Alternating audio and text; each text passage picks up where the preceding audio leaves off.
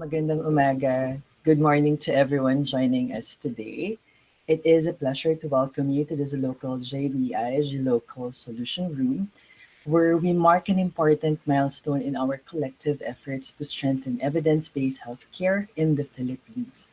Today's gathering is not only an opportunity to showcase the project Prism PH, pioneering research integration for sustainable models in Philippine healthcare, but also to deepen our commitment to turning evidence into practice and practice into lasting systems change. This activity brings together a dynamic group of individuals and institutions working to embed evidence based decision making into the very core of our health system. We begin by equipping ourselves through structured training, building the skills and mindset needed to interpret and apply the best available evidence in real world contexts. But more than that, we will explore how these learnings are being translated into practice through hospital based implementation projects that directly respond to our national health priorities. These are not abstract ideals, they are grounded, measurable, and rooted in the lived realities of Filipino healthcare. As we look ahead, the Center for Health Research and Movement Science envisions its continued role in sustaining this momentum by supporting the institutionalization of evidence informed decision making through these structures will not only preserve what we begin today, but also ensure its growth, adaptation, and relevance in the months and years to come. Let us take this opportunity to reflect, to collaborate, and most importantly, to act, so that evidence is no longer just discussed, but consistently and courageously applied to transform medical and health services, especially at the point of care. Thank you, and may this session inspire bold and meaningful steps forward.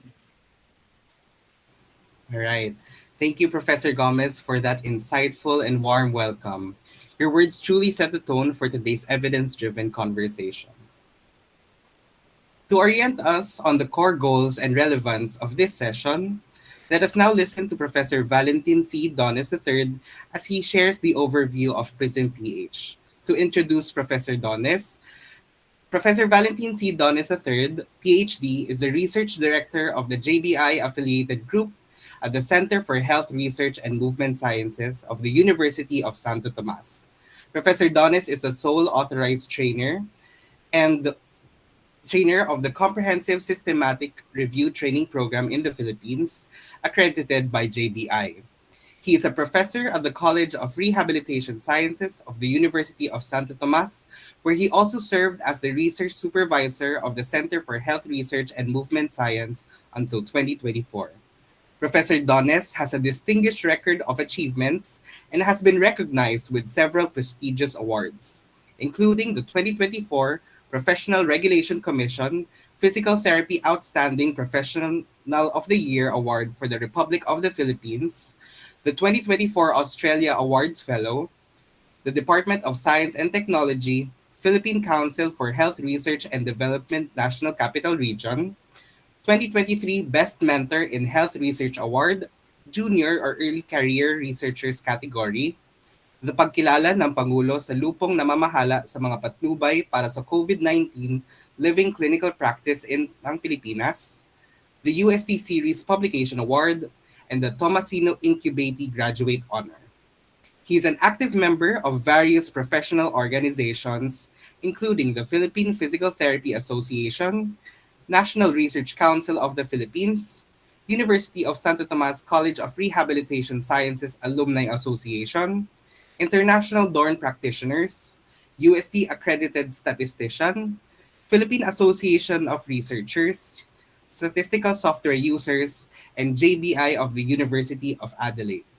Professor Dones' unwavering dedication to these organizations is a testament to his exceptional career. Presently, he is pursuing an MS in Clinical Epidemiology at the Department of Clinical Epidemiology of the College of Medicine of the University of the Philippines, Manila. May I now call on Professor Valentin C. Dones III as he shares the overview of PRISM PH. Thank you, Sir Van. Good morning to everyone. Um, I wish to thank everyone for coming and for attending this webinar. The JBI Philippines Center for Health Research and Movement Science is growing, and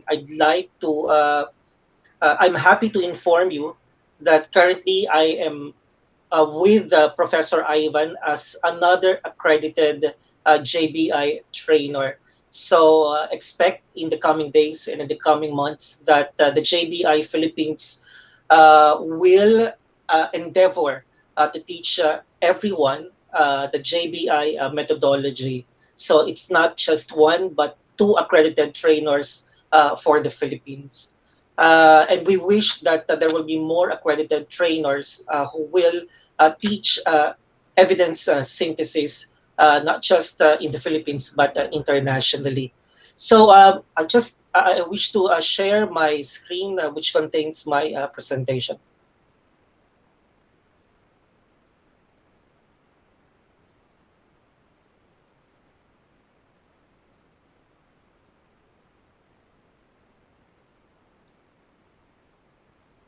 Sir Van, can you confirm that you can see my screen?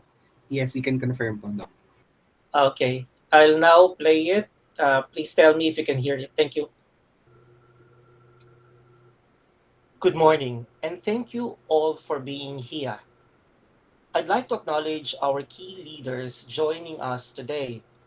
Associate Professor Maria Cristina Z. San Jose, Head of Clinical Advancement and Measures Management at St. Luke's Medical Center, and Dr. Lucilin M. Lizarondo, a Senior Research Fellow at JBI University of Adelaide. This is part of PRISM PH, pioneering research integration for sustainable models in Philippine healthcare.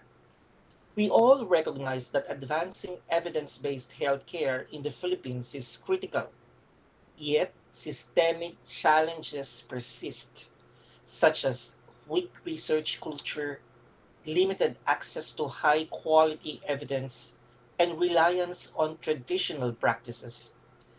The JBI Philippines Center for Health Research and Movement Science at the University of Santo Tomas addresses these gaps through systematic reviews, evidence summaries, and capacity building that supports health professionals in translating research in real world care. Implementation hubs at UST Hospital, St. Luke's Medical Center, and the Philippine General Hospital are already driving this effort forward, turning evidence into action to improve care quality and patient outcomes. Today's goal is to explore how your institutions can join this initiative through training of project leads, co-designing quality improvement topics, and leading evidence implementation efforts in your settings. Let's begin. This diagram represents the JBI model of evidence-based healthcare, a dynamic and integrated approach to improving global health. At the center is our goal: interventions that are feasible, appropriate, meaningful, and effective, or FAE. The model revolves around four core processes: evidence generation, where we identify knowledge, needs, and conduct researches; evidence synthesis through systematic reviews and evidence summaries; evidence transfer, where we translate knowledge into practice via dissemination and education; and evidence implementation, where we co-design strategies, evaluate outcomes, and drive sustainable change. Surrounding these processes is a global perspective, reminding us that our efforts contribute not just to institutions, but to health systems worldwide. This is the foundation that guides our work in PRISM PH. This simple but powerful image captures the essence of the PRISM PH initiative. At the center is JBI, our global partner and guiding framework in evidence-based healthcare. Everything we do, training, capacity building, implementation, is rooted in the JBI methodology. Beneath it are two connected hubs. On the left is the evidence synthesis hub.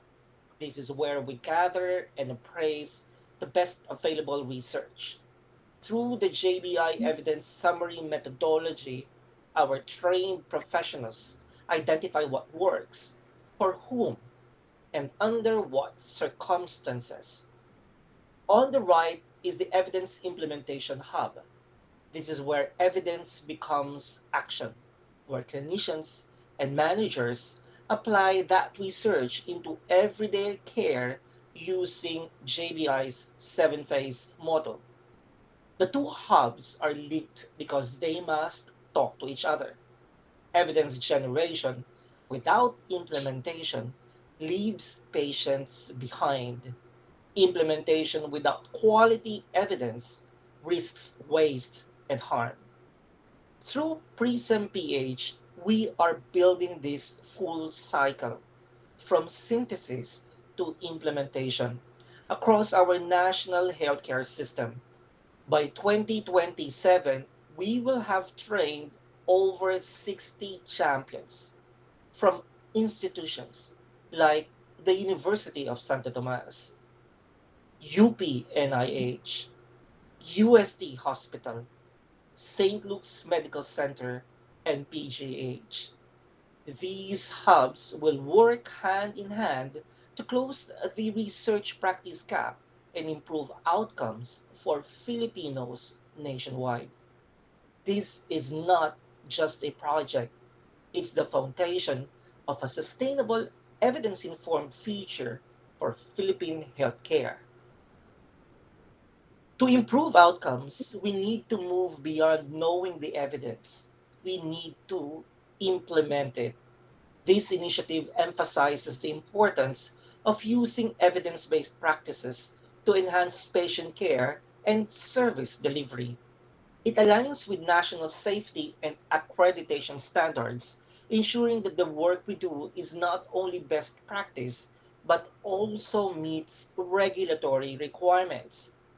We are proposing a structured evidence implementation project guided by international frameworks to support hospitals in applying research into practice. Each participating hospital will nominate project leads who will receive mentoring and training. With your engagement, we aim to create a culture of continuous improvement grounded in evidence. This initiative includes structured training through the JBI Evidence Implementation Program. Our goal is to build the capacity of frontline staff and managers to lead quality improvement projects grounded in evidence. We use the globally recognized JBI seven phase approach to implementation, ensuring a systematic and sustainable process. The program is delivered through blended learning, combining workshops, mentoring, and action learning sets. What sets this program apart is applied learning. Participants will work on a real world implementation project within their institution. Project leads will gain practical skills in identifying priorities, appraising and adapting evidence, facilitating change, and evaluating impact. Each participant who completes the program will receive a certificate and may unlock further opportunities for career growth as an evidence implementation leader. So, what does this mean for your hospital? There are clear organizational benefits. You will see practical improvements in priority clinical or operational areas. It's also a chance for your institution to be recognized as leader in evidence-based healthcare. Most importantly, your hospital will contribute to a living laboratory, a dynamic environment for testing and scaling evidence-based solutions. In terms of expectations, we ask that hospitals support project leads with project protected time and access to relevant data. It's also essential to engage local teams because real change requires a collective effort. Finally, participating in collaborative meetings and learning sessions will ensure that insights are shared and momentum is sustained. Together, we can drive meaningful, measurable change.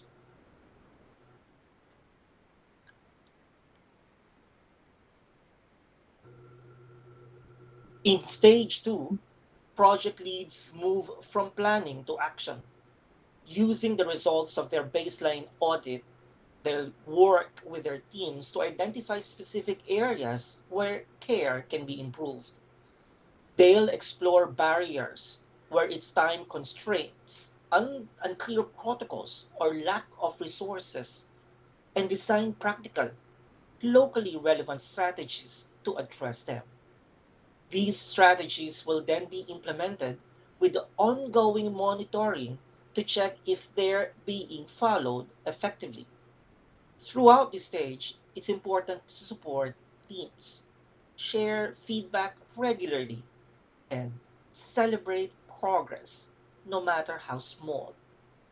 To keep momentum going, project leads will receive regular mentoring to help troubleshoot challenges and keep their projects on track.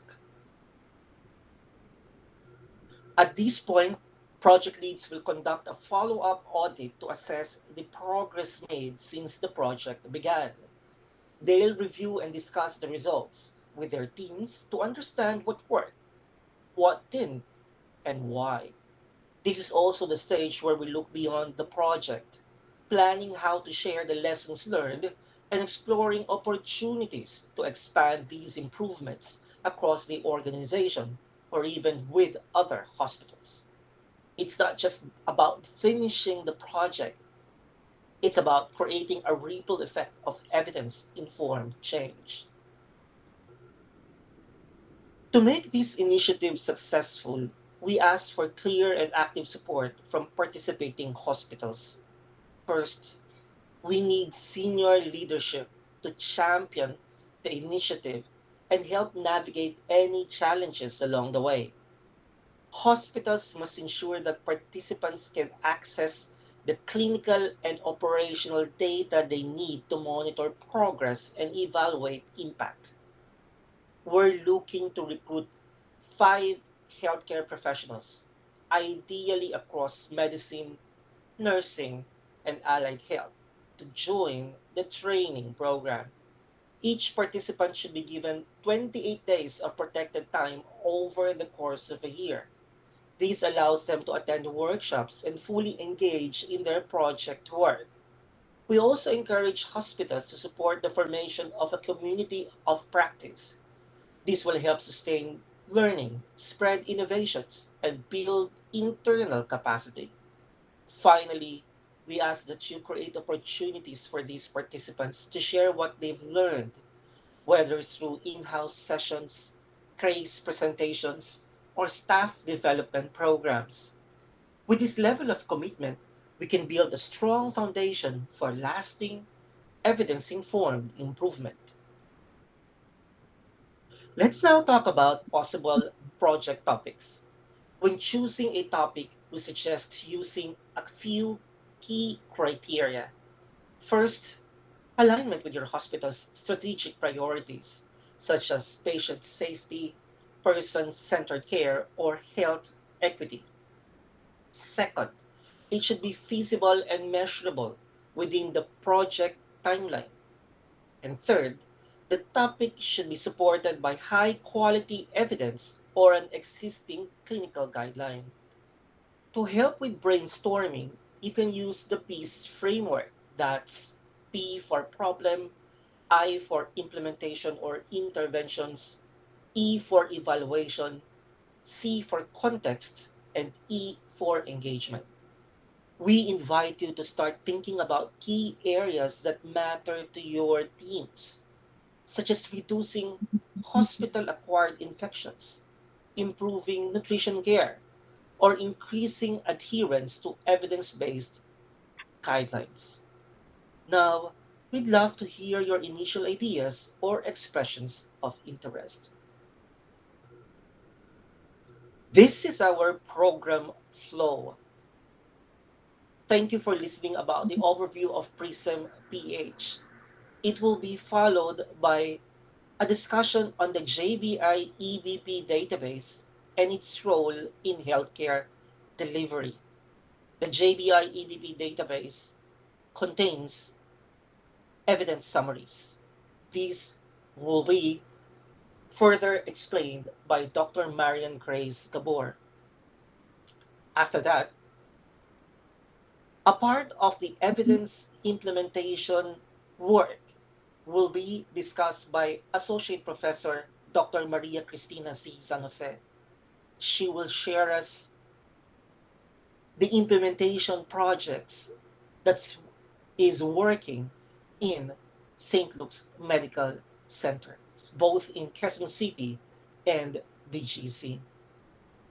We would also love you to stay and listen to the 4 evidence summaries that our MSOT and MSPT team representatives have created, not for their course in MSOT and MSPT programs, but they actually have written it for the institutions that they're working for.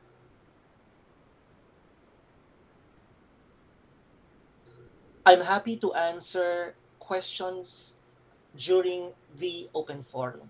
Thank you very much for listening.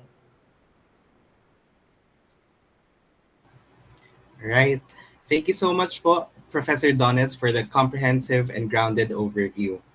PRISM PH indeed reflects the need for collaboration, contextualization, and continuous learning. Thank you po, Doc Val. Thank you. Right. So next, we will hear about the practical tools we can leverage from the JBI Evidence-Based Practice Database and how it can guide our healthcare delivery. We are pleased to introduce Dr. Marian Grace Gabor. To introduce Dr. Ryan is an alumna of the UST College of Rehabilitation Sciences and the UST Graduate School. Her PhD work at the British University in Dubai focused on the pedagogy of evidence-based practice during clinical placement of physiotherapists to undergraduate students in Abu Dhabi. After teaching research and EBP modules to physiotherapy undergraduates in the UAE for 10 years, she moved to South Australia and pursued a career in perpetuating evidence-based healthcare. She is currently a research fellow and field lead at the Transfer Science Division of JBI Adelaide University. With her physiotherapy and EBP background, she oversees the creation and update of EBP resources under the musculoskeletal and nervous system fields. When she's not busy promoting evidence based healthcare, she loves to play board games, read books, and ride her mountain bike around. May I now call on Dr. Marian Grace Gabor.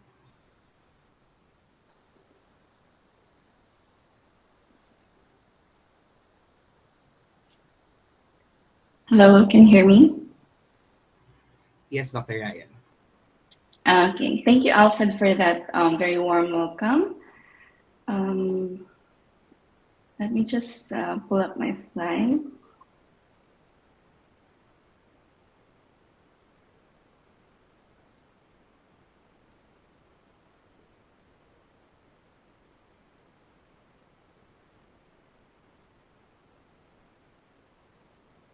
Okay, hello, everyone. Can you hear me? And can you see my slides? Yes, ma'am, we can. Yes. Thank you.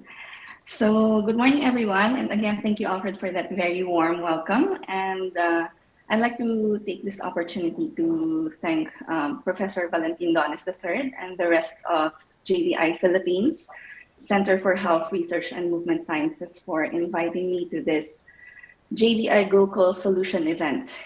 It is my pleasure to talk about the JBI EBP database and its role in healthcare delivery. Now, let me start by quoting our founding director, Professor Alan Pearson, and our current director, Professor Zoe Jordan.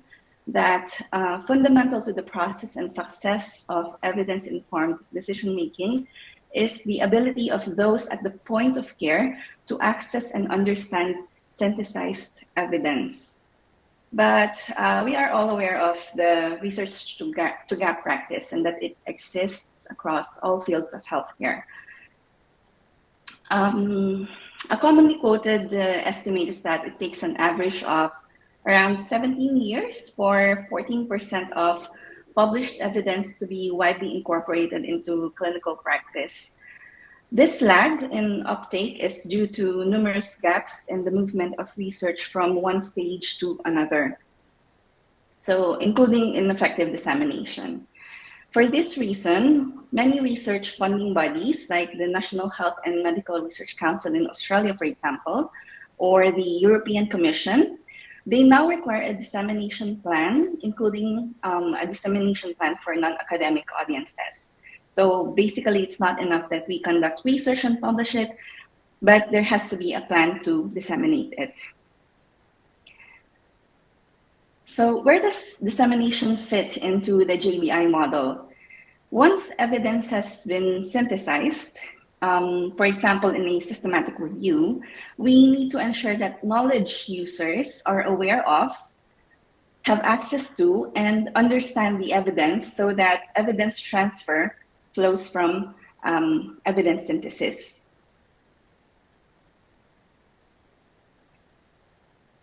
JBI defines evidence transfer as a co-active participatory process to advance the access and uptake of evidence in local contexts, taking into consideration factors that enable, facilitate, and support evidence implementation beyond a single interaction. It incorporates active dissemination, systems integration, and education.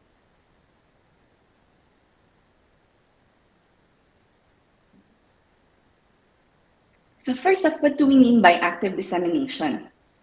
Dissemination strategies have traditionally been passive in that researchers may publish in peer-reviewed journals and present at conferences, largely to other knowledge producers, requiring significant work by the end user to access this knowledge. This simplistic approach is seen as the traditional approach to the transferring of evidence. It assumes that the target audience will find the disseminated research and practice change will happen spontaneously. However, we know from the research to practice gap that passive dissemination alone is not enough. This is where active dissemination comes in. Using active methods to spread information, increase visibility and awareness, using different formats to encourage motivation or uptake of evidence, and using knowledge spreaders or mobilizers. So in increasing visibility and awareness, we have been using digital and social media initiatives. And for using different formats, we've been offering digestible summaries and decision aids with infographics and icon arrays. A systematic review commissioned by the Agency for Healthcare Research and Quality concluded that multi-component and blended communication style dissemination strategies are more effective at enhancing clinician behavior for the uptake of evidence. That's why in JBI, we have these resources created exactly for that purpose. So let me go through them one by one. First up is the evidence summary. An evidence summary is a comprehensive yet concise overview of the evidence for a specific clinical topic, which includes a clinically focused question, a brief summary of key points of evidence, an overview of the quality and level of evidence, and a series of key recommendations informed by the evidence. And each evidence is fully referenced as well. The second resource is the recommended practice. So a JBI recommended practice is a standardized procedure for best practice in delivering clinical care, aiming to reduce variation in care and ensure high quality patient outcomes. Now, these recommended practices are based on the best available evidence, and they are designed to inform healthcare professionals' decisions at the point of care. The third type of resource is the best practice information sheet, or what we call BPIS. So the practice information sheet, they take in one best practice information sheet, it takes away the key evidence and information from a large, complex systematic review, and we frame it into an easy to read, readily accessible format with an infographic. So I'll show you an example later. Now, currently, we only create BPIS based on systematic reviews published in the JBI Evidence Synthesis Journal. And I would just like to point out that when creating these resources, we at JBI are not alone in developing and updating them. So to further clarify that, let me start by highlighting our specialty fields. So the JBI EBP database is indexed by 33 specialty fields, enabling users to easily undertake a specific search of healthcare or practice area. So we have aged care, burns, cancer, cardiovascular, emergency and trauma, and others as listed here. Now, each specialty field is supported by a JBI field editor or field lead. I, for example, take care of the resources under the musculoskeletal and the nervous system fields. We also have clinicians, researchers, and academics, and even consumers from all around the world making up our expert reference groups. So our expert reference group members, they help us with pre-reviewing our resources and of course developing the taxonomy for each field. We also have field collaborators who develop the new evidence summaries and recommended practices alongside the field editors. Our scientific writers who update existing evidence summaries and recommended practices, and a dedicated methodological expert group that derives and develops the methodology to make sure that we are doing things in the best possible way. And all of these people make it possible for us to create clinically relevant evidence-based point of care resources. Now, in JBI, we pride ourselves in our methodological process. So we have a really strong, rigorous methodology that we follow for developing and updating all our resources. So for example, we have to create an evidence summary. We always start with basically all our topics in the database are driven by a clinical question. So this question could have come from an identified gap in the taxonomy. It could be coming from a new or updated evidence becoming available. It could be a clinical request from the clinician, or it could be a clinical request from a contributing group member. After identifying the topic, a systematic search for the highest level and quality of evidence is conducted. Systematic means searching a predetermined suite of databases and the use of search terms like mesh and free text that are calibrated to the database. So we prioritize summarizing evidence-based guidelines and systematic reviews.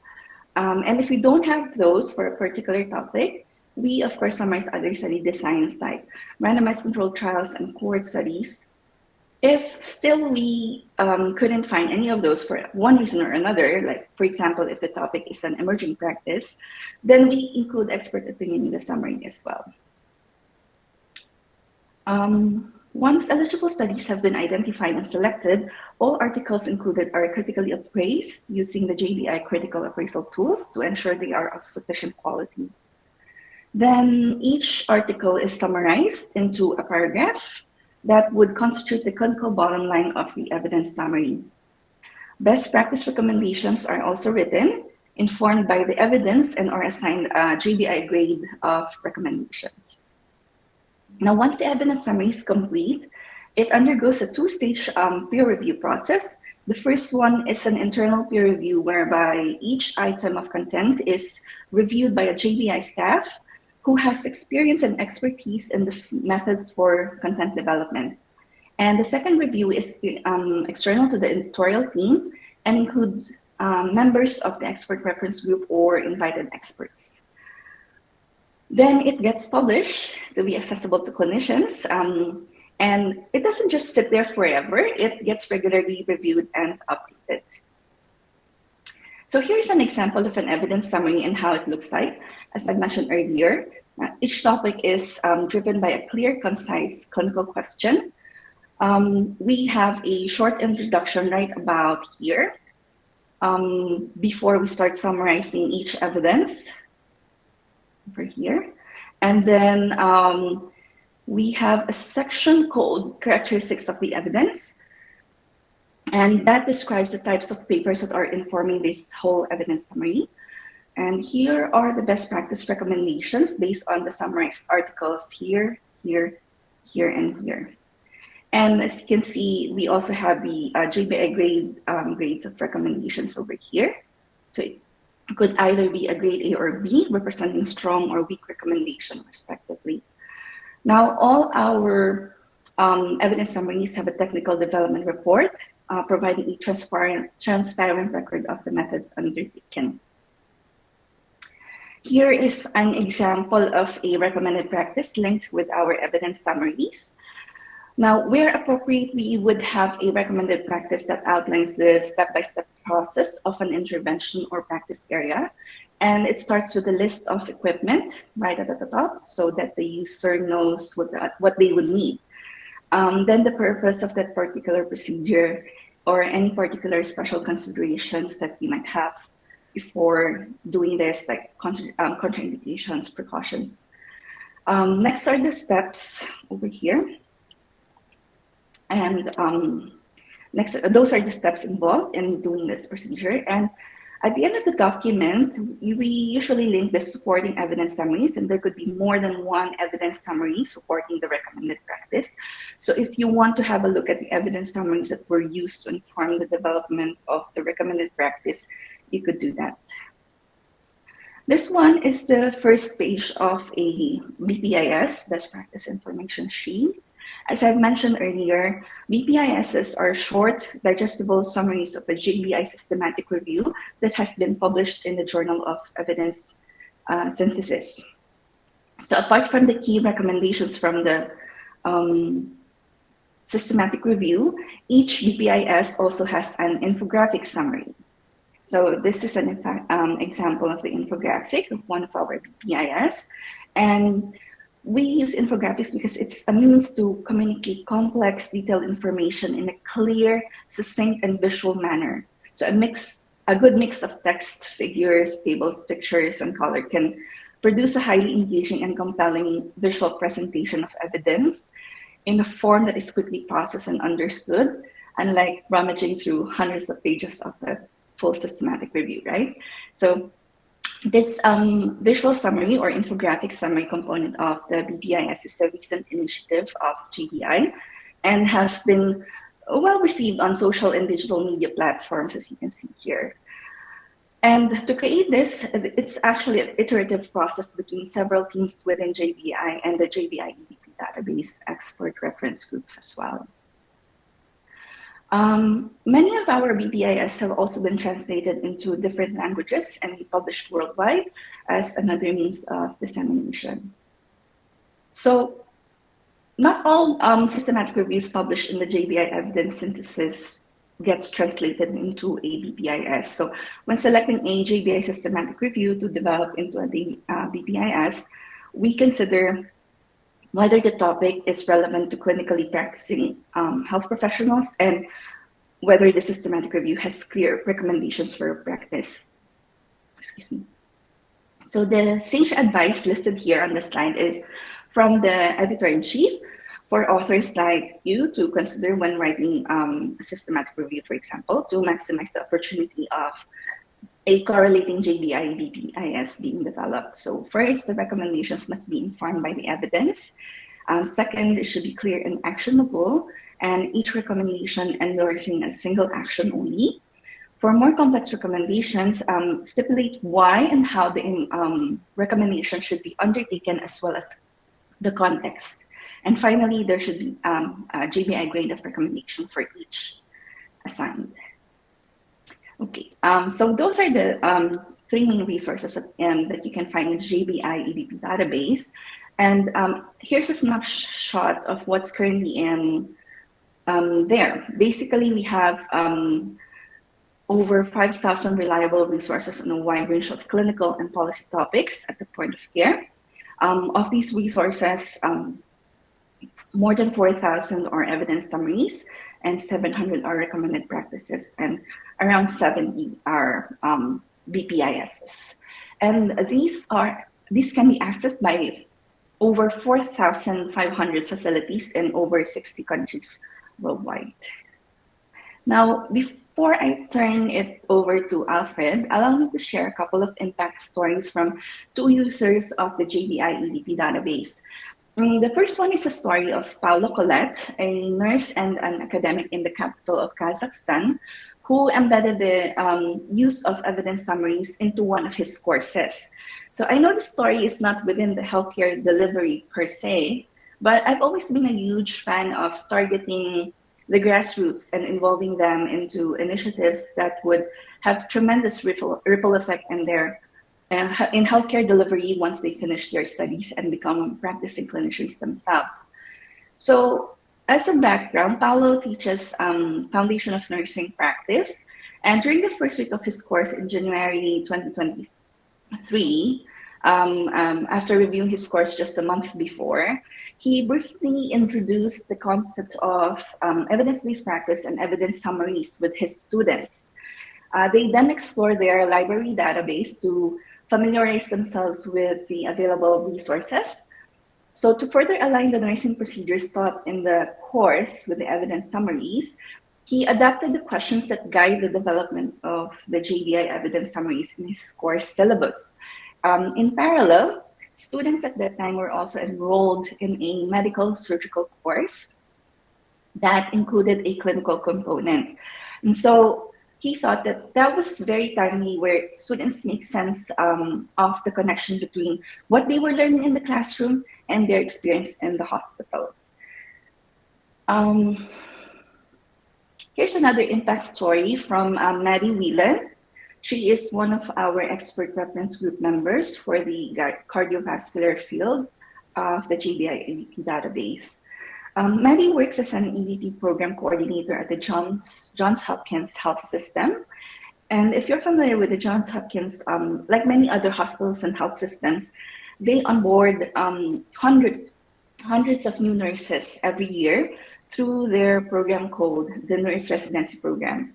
So the program is 1 year long and includes an EVP project component. However, in its earlier version, their projects encountered several challenges, such as insufficient time, insufficient resources. It resulted in incomplete EVP projects. So the evidence gathered was often fragmented and didn't accurately represent the topic's current state, and many topics weren't suitable for EVP. So they couldn't properly validate the resident skills regarding EVP. So what they did was to inject JBI evidence summaries into the EVP project, and that addressed the issues because it offered practical and methodologically sound recommendations. Thank you for that, and best wishes to the MSOT and MSP teams who will be presenting their evidence summaries later. I'm happy to answer questions during the open forum later. Thank you. All right. Thank you so much, Dr. Gabor. Thank you, Dr. Gabor, for emphasizing how access to evidence can transform patient care when used effectively in our systems. Right. So for anyone who would have any questions, we would have our open forum later on. Right. So we now turn to a key voice in bridging theory and practice. Please welcome Associate Professor Maria Cristina Z. San Jose. She is a neurologist known for her expertise in stroke and cerebrovascular diseases, and is also a respected faculty member affiliated with both Quezon City and Bonifacio Global City campuses of St. Luke's. Dr. Maria Cristina San Jose is a vascular neurologist, associate professor at the University of the Philippines College of Medicine, and head of clinical advancement and measures management at St. Luke's Medical Center. She champions hospital-wide efforts in evidence-based healthcare, audit, and outcomes measurement. A longtime advocate for improving stroke care, She serves as a chair of the Stroke Council of the Philippine Neurological Association and is a past president of the Stroke Society of the Philippines. Dr. San Jose is also actively engaged in clinical research and trials and has authored publications in stroke care and healthcare quality. She is deeply committed to mentoring students, residents, and fellows, helping shape the next generation of physician leaders. May I now call on Associate Professor Maria Cristina Z. San Jose. Good morning. First of all, I would like to thank JBI CHRMS for the kind invitation this morning. I'll be using Notebook LM's audio feature this morning to present a 17-minute conversational type style of talk. And I hope this format makes it easier for the participants to follow. So my aim is to give a clear view of how we're promoting evidence-based healthcare, not just in theory, but as a system-wide practice in our institution. So I'm going to share our learnings, our processes, and our challenges, and emphasizing that we are not perfect, and that's why we are and have participated in this Prism PH project as an evidence implementation hub. So I hope that you will find this presentation helpful. Allow me to share my screen. Trying to stay informed about the best ways to care for our health, it can feel overwhelming these days. Oh, absolutely. There's just this constant flood of new information, isn't there? Right. But what if we could just focus on what the strongest evidence tells us actually works? Well, that's pretty much the core idea behind evidence-based healthcare, or EBHC. Using the best available research to guide clinical decisions. Exactly. And it's more than just a good idea. It's really about making sure every patient gets the most effective and, appropriate care. And in this deep dive, we're going to explore how one leading medical center, St. Luke's Medical Center, actually puts EBHC into practice systematically. Right. And they're a major player, a tertiary specialty care hospital, an Apex hospital in the UHC system. They deal with incredibly complex cases. Cutting edge technology too. Definitely. Which means they're operating in an environment where getting things right based on the best evidence is just absolutely critical. Absolutely critical. They're dealing with the highest levels of medical complexity. Yeah. And what's so interesting, I think, is their comprehensive approach. They're not just aiming for good outcomes randomly. No, it's more structured. They're focused on standardizing care, using their resources wisely, achieving optimal patient results, and really encouraging collaboration across all their different medical specialties. Which leads us to the central theme we want to unpack today. Yeah, this idea of systems integration. And what's fascinating here is that when St. Luke's talks about systems integration, they're thinking bigger than just individual doctors or departments adopting EBHC. How so? They're embedding it into the very infrastructure of the hospital, like their daily routines, their policies, everything. So it's baked right in. Pretty much. It's about taking all that vital medical knowledge and making it truly accessible, effective, in the real world, day-to-day patient care. Okay. So for you, our listener, who maybe wants to understand these big topics thoroughly, but let's face it, efficiently. We get it. This deep dive should show exactly how a major place like St. Luke's makes EBHC a concrete reality. We're talking specific strategies, real world examples. How they actually make it happen on the ground. Right. Okay. So let's get into it. One of the fundamental ways SLMC integrates EBHE is through its policies, right? That's right. Policies around clinical practice, precisely. Then they need to work closely with their clinical staff, doctors, nurses, everyone involved. To do what? To select, review, and update these guidelines, pathways, protocols, make sure they're current, relevant to their patients. Okay, makes sense. Keep them fresh. Then, crucially, they have to actually apply these guidelines in those priority areas, in daily practice. Right, not just talk about them. But maybe the most important bit from an EBHC view, they have to show with data. The proof. Yeah. Show how using these guidelines actually reduces unnecessary variation in care and ultimately leads to measurable improvements in patient outcomes. So they have to demonstrate it works. Exactly. That last point is key. It creates that necessary feedback loop, ensures CPG implementation isn't just ticking a box, but actually driving better care. Okay, so it's a continuous loop. Identify areas, implement guidelines, prove they make a difference. That's the core idea. Now, what happens when a new clinical practice guideline comes along? What's the process for SLMC to even consider adopting it? Sounds like there are a few steps. There are, yeah. The first step, pretty logically, is a comprehensive guideline and research review. So, hospital leaders, experts, they look closely at the guideline itself. And the research behind it. They assess the strength of the evidence, really dig in. And relevance is key, I imagine. Absolutely. They need to figure out if the guideline actually applies to St. Luke's specific patient population and the services they provide. Because a guideline for one group might not fit another. Exactly. A guideline from a different country or healthcare system might need careful consideration before you just adopt it wholesale. Okay, that makes perfect sense. What's next after that initial review? After the review, there's a really crucial feasibility and Apologies. I might have played the wrong audio. I will continue my presentation, but just to change the audio selection. Apologies for that. Alright po, Dr. Athena. No problem po.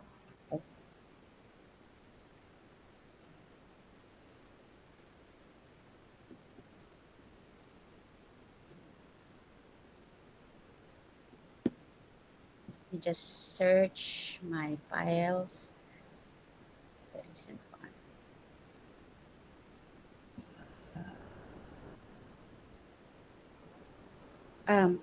Sorry. Is it possible? I think I shared my audio this morning. Is it possible that you'll be the one to share it already, Alfred? Yes po, Dr. Athena. Sir And Lawrence. then we'll just move towards the part where there's already some a few seconds. I'll let you know when you will start the recording, please. Alright po, Dr. Athena. Apologies for that. No problem po. We'll set it up po. Okay. welcome to the deep dive. Today, we're looking at something really fundamental in healthcare. How does all that cutting edge medical research, the stuff that's always changing, actually make its way from the lab or the journals into the actual care you get? It sounds simple, but it's often a pretty complicated journey. Getting it right is vital, though. So our deep dive today is all about bridging evidence to practice in healthcare. And we're going to focus specifically on the strategies used at St. Luke's Medical Center, its LMC. We've really dug into a detailed report they put together. Our mission here is to pull out the key insights, those sort of aha moments about how they actually implement evidence-based practice. We'll look at the hurdles they face and some pretty smart ways they overcome them to make sure patients are getting top-notch care based on the latest evidence. All right, so first off, let's just establish what SLMC is. It's a tertiary specialty care hospital. That means they handle a really wide range of complex medical issues. It's also an apex hospital within the Universal Healthcare or UHC system, basically known for advanced multidisciplinary care using, the latest technology. Absolutely. And what's really core to SLMC, truly foundational, is their commitment to building and supporting a culture of evidence-based practice. EBP. It's not just lip service. They weave it into pretty much everything: diagnosis, management, treatment. They draw on established frameworks, like the one Melnick and Fineout Overholt developed. It's all about making sure clinical decisions are backed by solid research. Okay, so EBP is central, but what does that actually mean for patient care day to day? What are the concrete goals they're shooting for? Well, the aims are pretty clear. First, standardizing care, so there's consistency and less guesswork. Second, optimizing how they use resources, staff time, equipment, money, making things more efficient. Third, and this is the big one, achieving quality patient outcomes, better results, safer care. We'd like to request po, Dr. Retina. Currently, we would want to have your screen shared po. It's not being shown. Yes po, Doc. Okay. I'll share. But the audio is correct. So continue with the Alright audio. So I'll Alright. let sharing the file. Alright. But We'll go wait. ahead with the recording. It's okay. It's Okay okay. po. So that was already, the slides were presented a while ago on that part. So it's okay to continue the audio. Alright po, Dr. Thank you po. And fourth, fostering collaboration between different disciplines, getting doctors, nurses, pharmacists, everyone on the same. Is it visible now? Yes, Doctora, we can see your slide. Okay. Go ahead. Continue with the audio, please. Have they found some easier to achieve than others? Like, where have they seen the quickest wins? That's a really good point. The path isn't always straight. They've definitely seen quick wins, especially where standardizing care directly impacts time-sensitive stuff. Think Sorry, about stroke care, Dora, nawala ulit reducing variation. presentation. Sorry, what's happening in Nawala yung PowerPoint. Yan. but it's seen now. Yes, we can see it now. Okay. Can you put it in slideshow, please? Okay, what's happening? Okay, go ahead. Okay. Let's see. Thank you. Van, please play the audio. Okay. Now there's the problem. Those protocols that leads to really rapid. It shifts kapag piniplay yung audio. Okay, let me try to play the audio again on my part, on my end. I'll just find the file, please. Apologies. I'll just stop sharing first. Sorry, apologies for that. No worries, Dr. Thank you. Welcome to the deep dive. Let me try. Welcome this is to the deep correct, dive. Welcome to file, the deep please. dive. Today, we're looking at something really fundamental in healthcare. How does all that cutting edge medical research, the stuff that's always changing, actually make its way from the lab or the journals into the actual care you get? It sounds simple, but it's often a pretty complicated journey. Getting it right is vital, though. So our deep dive on the latest evidence. Right, so first off, let's just establish what SLMC is. It's a tertiary specialty management. And what's really core to SLMC, truly foundational, is their commitment to building and supporting a culture of evidence-based practice. EBP. It's not just lip service. They weave its control. But what does that actually mean for patient care day to day? What are the concrete goals they're shooting for? Well, the aims are pretty clear. First, standardizing care, so there's consistency and less guesswork.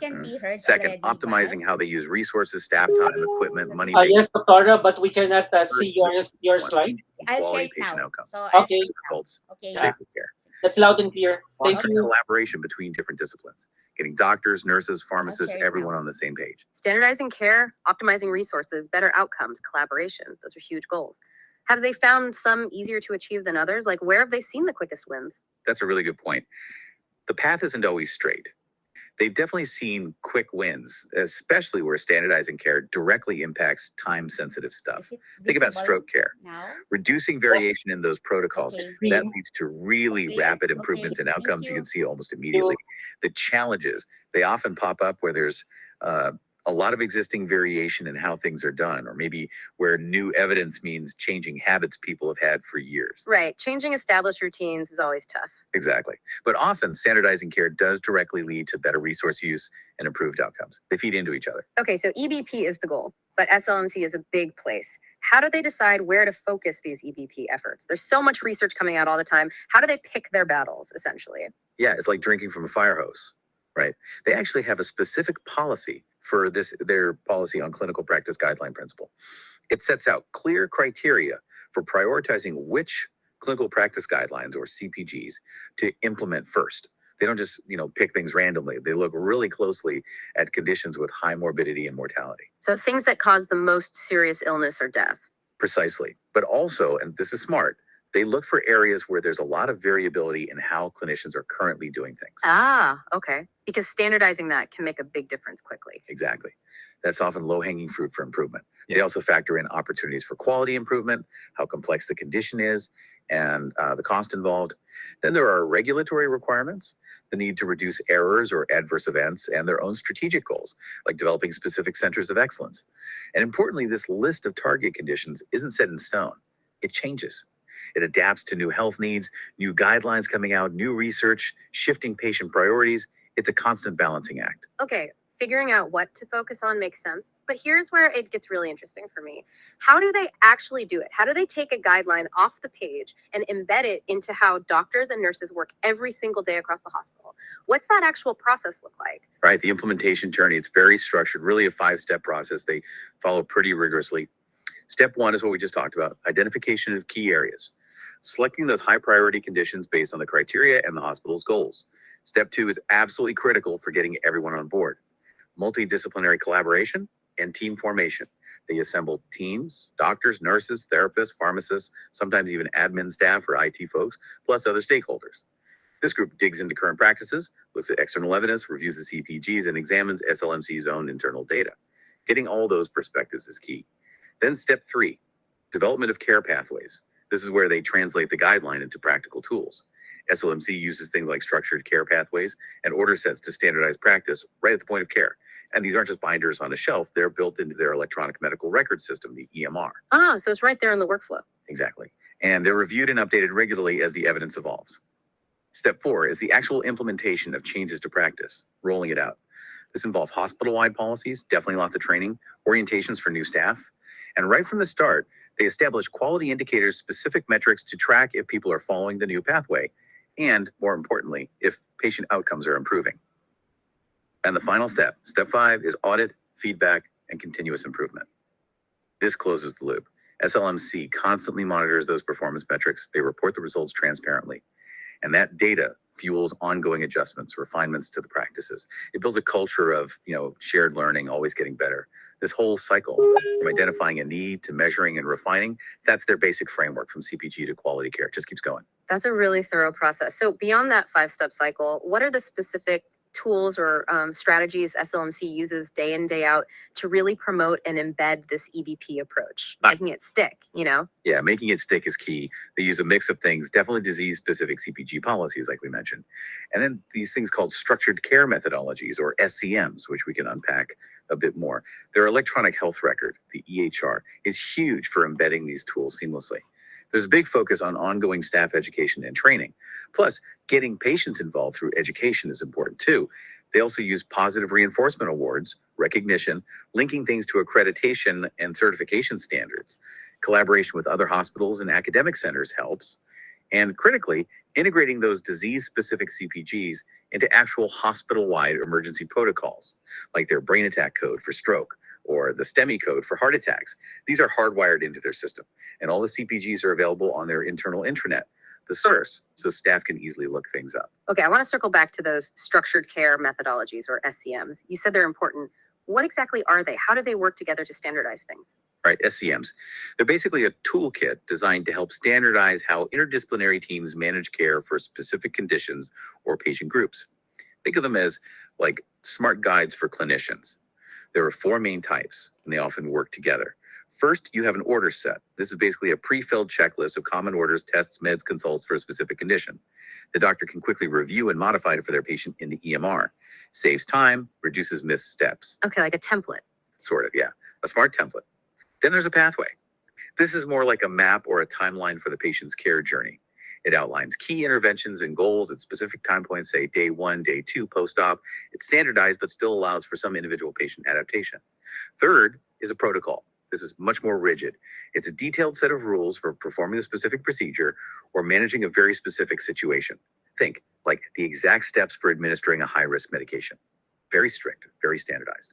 And finally, there's an algorithm. This is usually a flowchart or a decision tree. It guides the clinician through a series of steps based on specific findings. If X, then do Y. If Z, then do A, that kind of thing. Let's use stroke care again. It's a good example. An algorithm might help the ER doc quickly decide, does this patient meet criteria for the clot-busting drug, IV TPA, or maybe a thrombectomy procedure? Okay, a decision guide. Exactly. Then a protocol would outline the exact strict eligibility criteria and steps for giving that IV TPA safely. An order set in the EMR would pop up with all the typical stroke lab tests, imaging orders, and neurology consults ready to be clicked. Makes it faster and less prone to forgetting something. Right. And then a pathway would guide the patient's care from the moment they hit the acute stroke unit, covering rehab, medications, discharge planning, ensuring that whole process is smooth and evidence-based. They all interlock. So if you're listening to this, maybe wondering how this affects the care you might receive at a place like SLMC, it sounds like there's this incredibly coordinated system working behind the scenes to apply the best, most current knowledge to your situation. That's absolutely the goal. And part of making that happen involves this internal process they call search and appraisal for CPGs and relevant published literature. It's not just about implementing guidelines, it's about making sure they're the right guidelines. They prioritize which conditions need evidence reviews, then they do systematic searches for the latest research, evaluate the quality of that research, appraise it critically, and summarize the findings. If good quality CPGs already exist, They adapt them for SLMC's context. If not, they'll develop their own SEMs based on the best available evidence they can find. This ensures that even for less common conditions, the care is still grounded in evidence. It all feeds back into that implementation and evaluation cycle, and they measure success very concretely. Take their quality indicators. For acute stroke, like we discussed, they track door to imaging, DTI, time aiming for under 25 minutes. Yeah. And door to needle, DTN, time for clot busters, targeting 60 minutes. Those times are critical in stroke. Absolutely life-saving. These targets aren't pulled out of thin air. They come from major guidelines, like the AHASA ones. Tracking this pushes everyone to be faster and more efficient. They also track things like patient satisfaction with the transition out of the hospital, stroke mortality rates adjusted for how severe the stroke was, and 30-day readmissions. For serious heart attacks, ECS STEMI, they measure door to ECG time, how fast they diagnose it on the ECG and get the artery opened, aiming for wiring within 60 minutes. They track mortality rates for PCI procedures too, referencing European guidelines. For serious pneumonia, KPMR, they track if patients get the right antibiotic quickly, based on local Philippine guidelines. For perinatal care, they monitor C-section rates for first-time mothers with specific conditions, referencing national OBGYN guidelines. These aren't just numbers. They reflect adherence to the highest standards. And what's really striking looking at their data is how these metrics change over time. It's not static. If you look at their stroke measure specifically, back in 2014, they were tracking maybe 10 basic process measures for stroke centers. Things like getting the clot buster within 60 minutes, documenting initial stroke severity. By 2017 and 2021, they refined it. They focused on things like preventing bleeding complications after TPA, ensuring specific medications were given, tracking patient function at 90 days. And now in 2024, they're even more advanced. They're tracking 30-day unplanned readmissions, which is a big indicator of quality care after discharge. And they're even measuring patient-reported health status using a tool called Promise 10. They're asking the patients directly how they feel. Plus, they've already got plans for what to track in 2025, 2027. It shows this constant drive to measure what really matters and keep improving. Precisely. That evolution is driven by a dedicated department. Clinical Advancement and Measures Management, or KM. Think of KM as the sort of quality improvement engine. They work hand in hand with hospital leadership, the different medical institutes and departments. They help set priorities for protocols, design efficient ways to audit care, and crucially, they help departments use their own data to find opportunities to get better. They're central to that continuous refinement loop. Okay, this all sounds incredibly thorough, really impressive, but let's be realistic. Implementing all this day in, day out, what are the biggest roadblocks? What are the major challenges SLMC faces in actually making evidence-based healthcare happen consistently? It can't all be smooth. Oh, absolutely not. There are very real, persistent challenges. SLNC themselves have identified quite a few hurdles. One is just getting access to the latest high-quality evidence quickly and easily. And related to that, sometimes staff just aren't familiar with the relevant CPGs. Resources are always a factor. Having enough funding, the right technology, enough trained staff, that's a constant pressure. And then there's the human element. Resistance to change is natural, especially when people have established routines they're comfortable with. Yeah, we've always done it this way. Exactly. And clinicians are incredibly busy. Heavy workloads mean finding time to learn and implement new things is genuinely difficult. There can also be a perception sometimes that monitoring performance is about finding fault, about blame, rather than improvement. That can shut down honest feedback. I can see that. Plus, high staff turnover in healthcare means you're constantly needing to orient and train new people. And sometimes staff might feel they lack the specific skills to interpret complex research, or they don't have mentors to guide them. Or frankly, sometimes there's just a lack of motivation to change. It's complex. So knowing all those challenges, how does SLMC fight back? What specific initiatives or recommendations have they put in place to try and overcome these hurdles and keep EBP front and center? They tackle it from multiple angles. For the access and familiarity issue, they build partnerships with universities and professional groups, like UST CHRMS, to share resources and expertise. They embed EBP and CPG training right into regular hospital conferences and department meetings. And they work hard to create user-friendly tools, summaries, checklists that put key points right at clinicians' fingertips at the point of care. To address resource limits, they actively advocate for dedicated funding for these EBP projects. For resistance to change, a lot of it is about culture. Fostering a culture that expects continuous improvement, that's open to change. They identify change champions within departments' respected peers who can advocate for and lead new initiatives. Getting buy-in from within. Exactly. And involving staff in deciding how new practices will be implemented is key, giving them ownership. They also try to weave EVP tax into existing workflows so it doesn't feel like just another thing added on top. To counter the perception of blame around monitoring, they really emphasize a systems approach, focusing on process improvement, not individual errors. Creating a psychologically safe space for discussion is vital. For turnover and skills gaps, they have specific onboarding programs focused on EDP for new hires. They offer structured training on interpreting evidence. They're also building support networks, mentorship programs, and finally, motivation recognizing and rewarding staff and teams who really embrace EBP. And constantly communicating the successes, showing how these changes are actually improving patient care. That helps build momentum. It really sounds like a multi-pronged strategy, addressing the system, the culture, and the individual support needed. Even with all that, are there areas where adaptation has been particularly tricky, or maybe challenges that persist more than others? That's insightful. Yes. I mean, areas with very rare conditions where the evidence base is naturally smaller, or fields where research is evolving incredibly fast with conflicting studies, those remain tough. The adaptation really lies in their commitment to that audit, feedback, and continuous improvement loop. It lets them see quickly if something isn't working as planned, maybe a pathway is too complex, or a guideline needs updating sooner than expected. They can then pivot more training, tweak the process, find a different approach. I'd say one of the biggest ongoing adaptations is constantly finding simpler, faster ways to get crucial information to busy clinicians right when they need it. Time pressure is relentless. As we wrap up this deep dive, it's just really clear how much dedicated effort goes into making sure research actually helps patients. It really makes you appreciate that quality healthcare isn't an accident. It's the outcome of this intense, structured approach, this commitment to always learning and getting better. Absolutely. The key takeaway is that SLMC has systematically woven evidence-based practice into the fabric of their hospital. They tailor it to their local needs, but always keep it aligned with global best practices. Their core strategies really shine through, targeting those high-impact conditions, embedding EBP into daily work, ensuring teams collaborate, and constantly monitoring results through that feedback loop. And the evidence shows it works. Promoting this EBP culture has led to real measurable improvements in their quality metrics and ultimately better outcomes for their patients.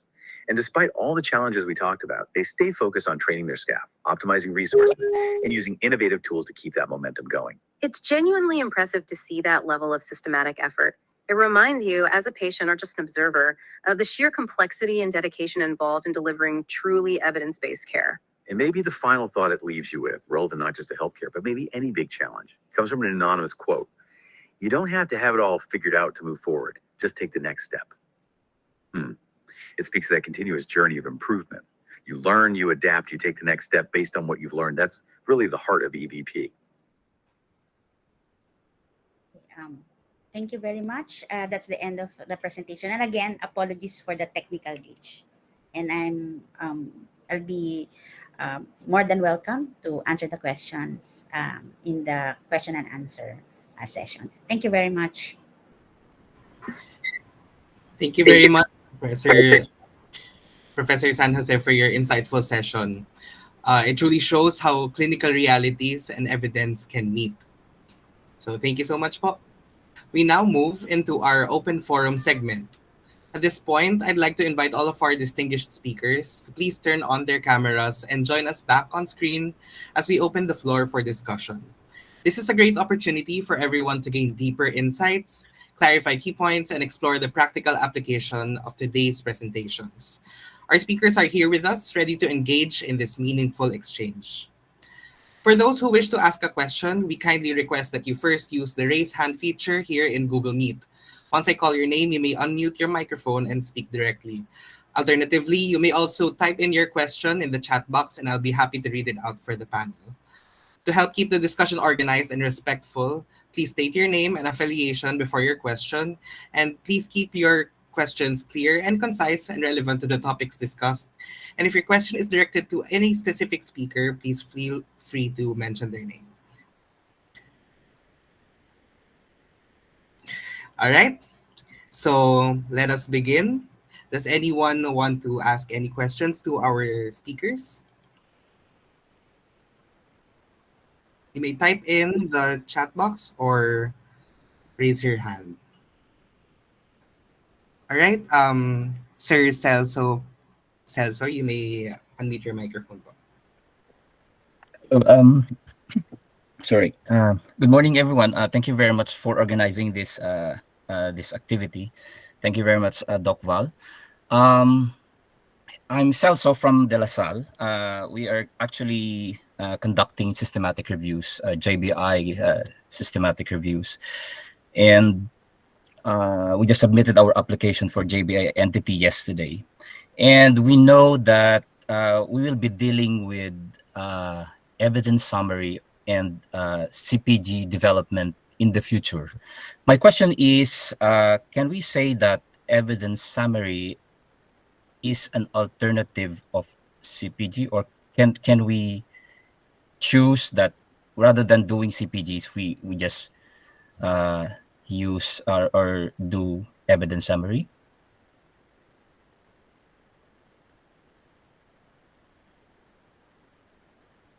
That's a question. I just want to understand about the differences, if there are significant differences between the two. Doc Ryan, would you like to answer the question specifically for evidence? Sorry. Okay. So it really depends on your objective. What are you trying to create, for example? See, evidence summaries contain summaries of clinical practice guidelines. So for your particular institution, are you trying to basically create a document of um, clinical practice guidelines? Like the evidence summary won't have much of the details of the practice that because it's just a summary, and it will include other clinical practice guidance. So it really depends on the objective of your institution. Do you want to add something to that, Dr. Val? Yes. With regards to the evidence summary, what we're pushing through is, for example, there is an immediate concern, or there is a concern, a hospital priority that has to be addressed. Then I think an evidence summary will be suitable, because it's much easier to do it without sacrificing the methodological rigor. When I was writing the evidence summary for JBI EBP database, not full time but part time, it just took me, I think, 3 weeks to write the evidence summary. That's it, on a part time basis, and answer a specific concern. I Mhm. What I see from there is, if there is a problem in the hospital, then that could be easily answered by an evidence summary. A CPG is a very, I think Dr. Tina can describe how big the CPG work Elaborate, yeah. was. She's engaged in a lot of CPG writing. Dr. Tina? I would agree.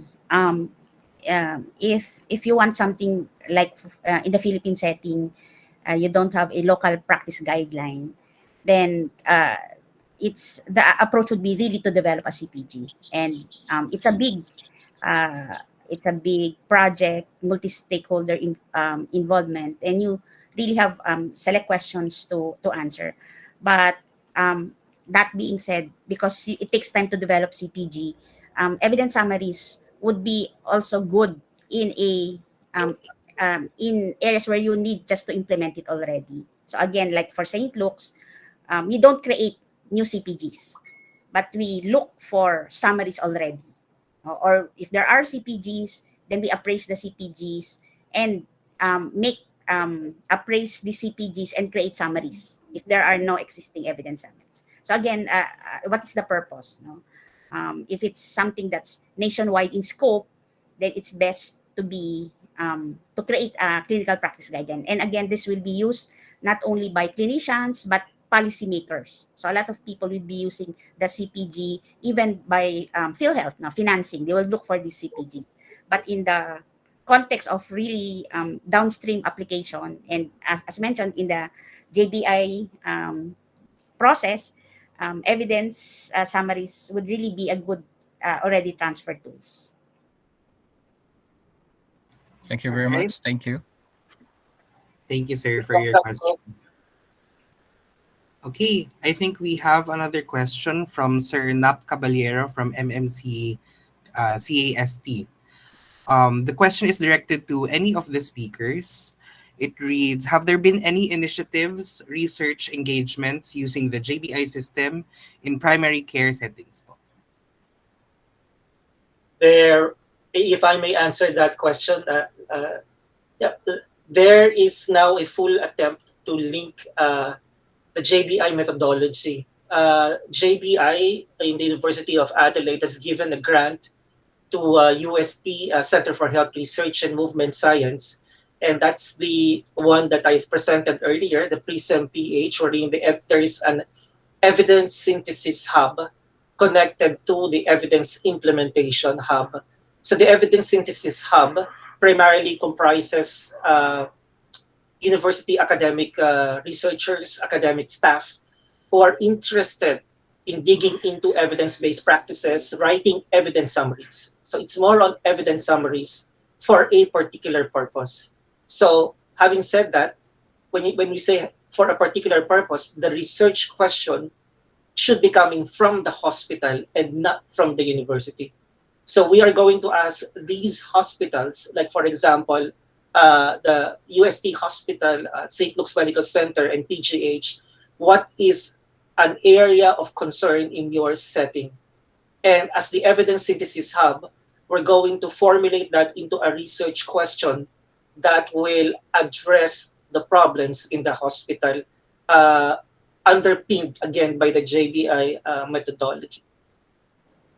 May I add, Val? So Yes, or I think it really depends on the question. So I think it's the stakeholders who selected the disease and the topic. So it can be on primary prevention, it can be on acute treatment, and it can even be on secondary prevention, and I think rehabilitation. So it really depends on the selected condition and the question that can be addressed, that is being intended, no, to be implemented. But at the moment, I have seen, I think Dr. Punsalan has submitted the questions on heart failure. I've not seen it, but I think I saw some of it as treatment, no, not primary prevention. So, but it can be, no, depending on the stakeholders' choice of topic and uh, focus, no, prevention, acute management, rehabilitation, or secondary prevention. yeah, that's emphasizing that all questions are coming from the hospital. Yes. Yeah. Uh, can I have the last question, please? I'm sorry, but I want to ask Doc Ryan. Is that okay, Van? Yes po, Dokal. Yeah, thank you. Uh, with regards to the rapid evidence synthesis that JBI is offering right now, and again will be for free for the champions that Prism PH will identify or have identified. Will that include training on writing the BPIS and the recommendation sheet, aside from the evidence? Yeah. So that rapid evidence synthesis workshop only focuses on evidence summaries. It will not include the recommended practices and the BPIS. Yes. Okay, that's clear. Okay, but the evidence summary really is something that we are looking forward to the formal training, because we know it will really benefit the hospitals, and at the same time, I know that JBI University of Adelaide is will back us up, especially when it comes to, let's say, we need to write this BPIS. I know that they're also going to support us uh, through the JBI grant that you've given to USTCHRMS. Definitely. Definitely. Thank you. Thank you. Thanks a lot. All right. Thank you po. We would like to ask if anyone would have any more questions for our speakers.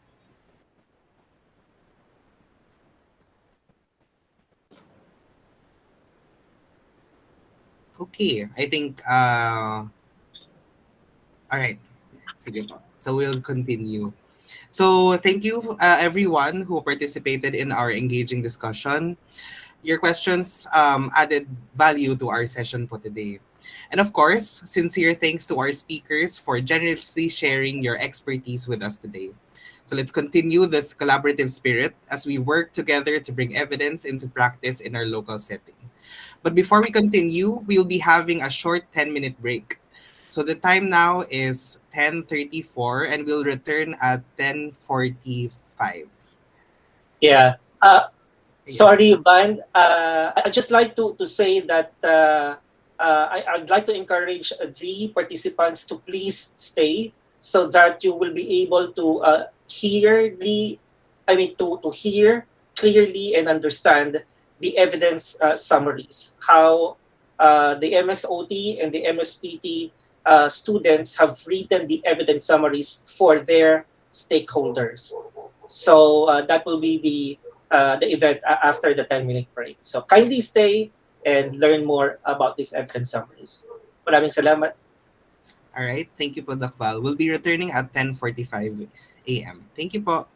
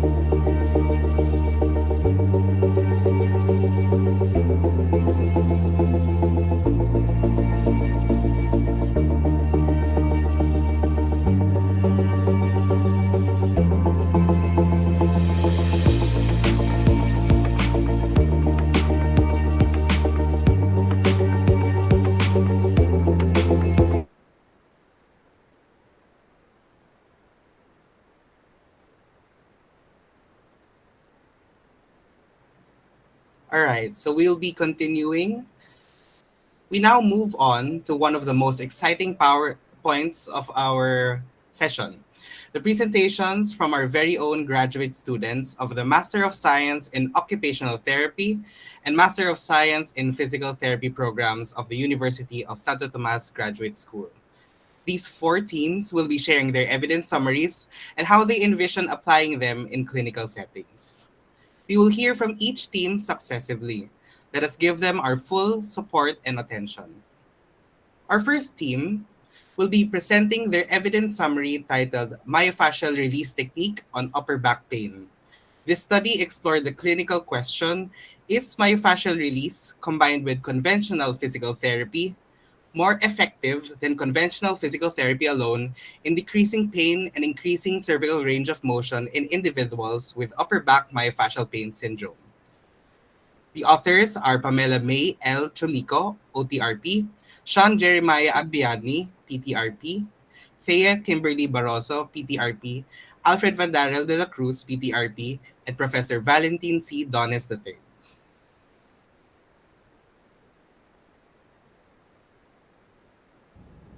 Good morning, esteemed professors, colleagues, and fellow graduate students. I am Alfred Vandarel Javier de la Cruz, presenting on behalf of my co-authors, Pamela May Chumico, Sean Jeremiah Agbayani, Thea Kimberly Barroso, and Professor Valentin C. Dones III, PhD from the University of Santo Tomas Graduate School. Today we will be discussing the role of myofascial release technique, or MFR, on upper back pain, specifically in the context of myofascial pain syndrome, MPS, and how it compares with conventional physical therapy. For this summary, we wanted to answer the question: is myofascial release combined with conventional physical therapy more effective than conventional physical therapy alone in decreasing pain and increasing cervical range of motion in individuals with upper back myofascial pain syndrome? This inquiry is essential considering the prevalence of mechanical neck pain and the increasing interest in integrative manual therapy approaches such as MFR. Myofascial pain syndrome of the upper back and neck is a common musculoskeletal condition, often arising from poor posture, muscle overuse, and sedentary behavior. As these behaviors persist, they lead to mechanical pain that significantly affects a person's function and overall quality of life. This condition remains a substantial public health issue, with a global prevalence of mechanical neck pain ranging from 16.7% to as high as 75.1%, underscoring the significant burden it places on public health systems. The good news is that evidence suggests myofascial release techniques, such as manual therapy and instrument-assisted soft tissue mobilization, can provide modest but meaningful pain relief when used alongside conventional therapy. Clinicians are advised to assess both pain intensity and cervical range of motion at baseline and after treatment to tailor interventions to each patient's response. We reviewed three key studies. First, Saraswati and colleagues in 2024 conducted a randomized control trial involving 24 elderly participants. The study found that combining MFR with ultrasound led to a greater reductions in neck pain and disability. Second, Overman and colleagues in 2024 presented a systematic review and meta-analysis of 10 randomized control trials with 221 participants. The findings support pain reduction through MFR but showed mixed effects on range of motion. And lastly, Islam and colleagues in 2024 conducted a double-blinded RCT with 40 participants. The results revealed increased cervical range of motion with MFR and conventional PT, though effects on pain were variable. The characteristics of the evidence provide a comprehensive view of MFR's clinical utility. An experimental study using a randomized pre- and post-test control group included 24 elderly participants. It compared MFR with ultrasound against self-exercise with ultrasound. The study found MFR beneficial in reducing neck pain and disability. The systematic review and meta-analysis mentioned earlier synthesized evidence from 10 RCTs, focusing on chronic neck pain in 221 adults. It concluded that MFR is effective in pain reduction and may improve range of motion. Lastly, the double-blinded RCT involving 40 adults aged 20 to 60 found improvements in cervical range of motion with variable effects on pain. Together, these studies provide moderate quality evidence to guide practice. Based on our analysis, we put forward the following Grade B recommendations. First, clinicians can use MFR in combination with ultrasound for chronic neck pain to achieve modest reductions in pain intensity. Second, combining MFR with conventional physical therapy techniques can help enhance cervical range of motion. And lastly, evaluate pain and intensity and cervical ROM before and after each MFR session to monitor patient progress and determine treatment effectiveness.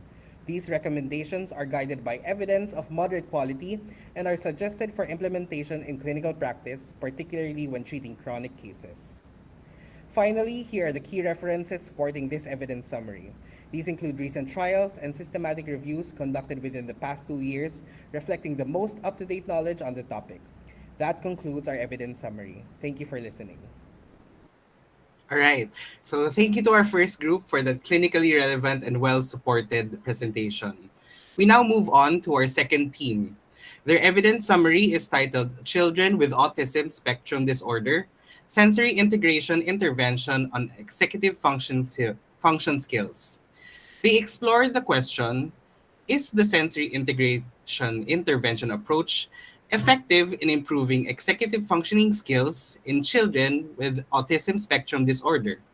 Presenting today are Brian Arvin P. Corpus, OTRP, Alexandria Nicole D. Vidinho, OTRP, Irene Y. De Guzman, OTRP, Kimberly A. Punla, OTRP, Eileen Marcel S. Tiamson, OTRP, and Professor Valentin C. Dones III.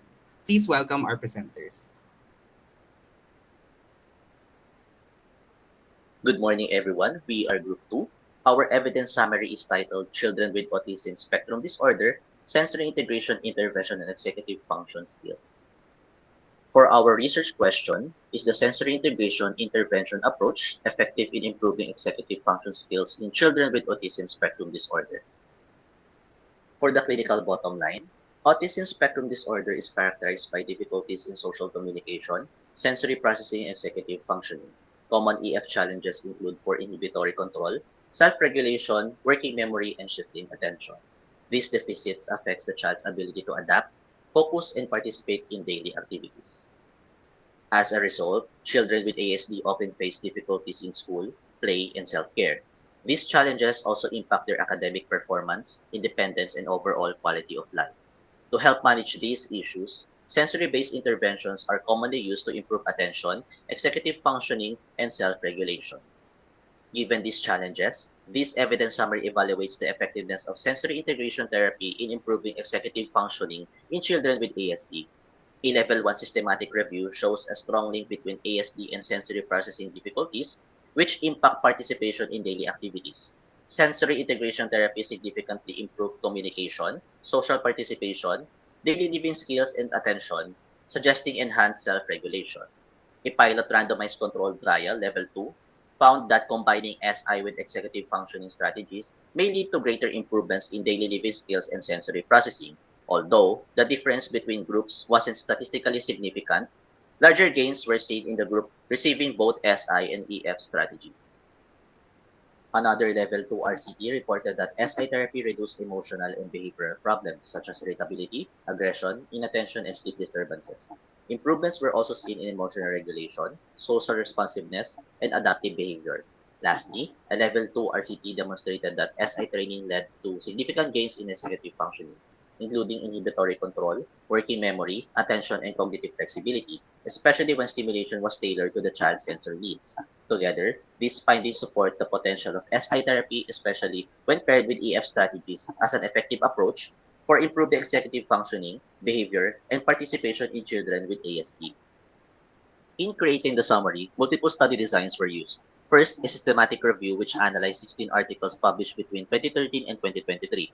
The study included in this review were diverse in design, comprising systematic reviews, RCTs, non-RCTs, multiple baseline studies, pilot studies, descriptive studies, and case studies. A total of 515 participants, all aged between 3 and 12 years old, were involved across these studies. Second, a pilot RCT which explored the integration of EF strategies with standard occupational therapy sessions and sensory integration training. The study involved 17 children with ASD aged 3 to 5 years old and examined improvements in daily living skills and sensory processing. Third, a qualitative experimental study which assessed the effects of sensory integration training on enhancing executive functions. This study included 18 participants, split evenly between a control group and experimental group. Finally, another qualitative experimental study that investigated the impact of sensory integration training on emotional and behavioral challenges among children with ASD. This used a pre-test and post-test design with a control group involving 30 participants aged 6 to 11 years old who were randomly assigned into two groups of 15 through convenience sampling. The following best practice recommendations are based on grade A evidence. First, individualized SI training is recommended for children with ASD to support the development of executive functioning. This should include structured, play-based sensory motor activities tailored to child's sensory profile, with an emphasis on improving self-regulation, attention, and foundational cognitive processes. Second, it is essential to embed EF strategies within SI sessions. Techniques such as visual schedules, task chunking, guided problem solving can enhance cognitive flexibility, working memory, and inhibitory control, supporting more adaptive, goal-directed behavior. Third, caregiver education should be included to ensure continuity across the environment. Training caregivers help reinforce strategies at home and in the community, promoting skill generalization and consistency in routines. That's all. Thank you. That's all. Thank you. Right? So thank you so much to our second group for their timely and insightful work on interventions for children with developmental needs. Next, we welcome our third group. Their evidence summary is titled Integrated Service Delivery Model for Students with Disabilities in Primary or Elementary Schools, Perspectives and Experiences of School-Based Occupational Therapists. They explored the research question, what are the perspectives and experiences of school-based occupational therapists on the integrated service delivery model for the education participation of students with disability in primary or elementary schools? Presenting this work are Corinth Shekinah Miranda, OTRP, Arian Grace Rivera, PTRP, Camille Francesca Torres, OTRP, Nadia Isabel Trajano, OTRP, and Professor Valentin C. Donis III. Let's now listen to their findings. Hello, everyone. In this presentation, our group examined the perspectives and experiences of school-based occupational therapists in implementing integrated service delivery models for students with disabilities in primary and elementary schools. We explored the question, what are the perspectives and experiences of school-based occupational therapists on using integrated service delivery to support students with disabilities in school? Integrated service delivery refers to providing occupational therapy within classroom setting rather than pulling students out to a separate therapy room. This model is supported by the Individuals with Disabilities Education Act, which promotes intervention in the least restrictive environment. Delivering therapy in the classroom enhances access, inclusion, and allows students to apply skills in real academic situations. Studies have linked this model to improvements in student behavior, peer interaction, task completion, and overall learning. It also fosters continuity of learning by keeping students in their natural educational environment. To explore how this model is implemented in practice, we reviewed two studies that examined the perspectives and experiences of school-based occupational therapists using this approach. A mixed method study conducted by Watt and colleagues in 2021 across schools in Colorado and Utah, USA, explored the implementation of integrated service delivery models in educational settings. Their findings highlighted several key benefits and challenges associated with this approach. On the positive side, integrated models were shown to significantly enhance teacher capacity by allowing educators to observe and practice therapy strategies directly within the classroom. Teachers became more equipped to support students' diverse needs. This in turn led to noticeable improvements in student outcomes such as better behavior, stronger social skills, and increased task engagement. The study also found that integrated models promote more ethical and consistent practices within schools, creating a stable routine for students and staff alike. Additionally, they foster stronger collaboration between the therapist and the teachers, encouraging a team based approach to student support. However, despite these clear benefits, the study also uncovered some significant implementation challenges. One major barrier was the limited training available for professionals working within the integrated models. Many therapists reported feeling underprepared, leading to lower confidence in delivering services effectively. High caseloads further strain the system, making it difficult for therapists to consistently engage in collaborative practices. Finally, variability across schools, such as differences in leadership support, staffing, and school culture, created inconsistencies in how integrated models were adopted and maintained. A descriptive quantitative study conducted in Ireland by O'Donoghue and colleagues in 2021 found that OTs predominantly use one-on-one direct approaches compared to whole class and school approaches. These include coaching and demonstration of strategies to teachers in natural settings. OTs noted that collaboration is a strength in school-based practice. However, key barriers were noted such as the misalignment of health and education sectors, the indirect hiring and infrequent visits of OTs, and the lack of formal training related to school-based practice. OTs recognize the value of intervention in the natural environment of students. Overall, this study undermines the need for training and national guidelines for school-based practice. The characteristics of evidence used in this evidence summary are the following. First is a mixed method study that employed a cross-sectional online survey and individual telephone interviews. The study analyzed survey responses of 49 OTs and a subset of 19 participants in follow-up interviews. A descriptive quantitative study was also used and employed a cross-sectional online survey to gain the perspectives of 35 OTs in schools across Ireland.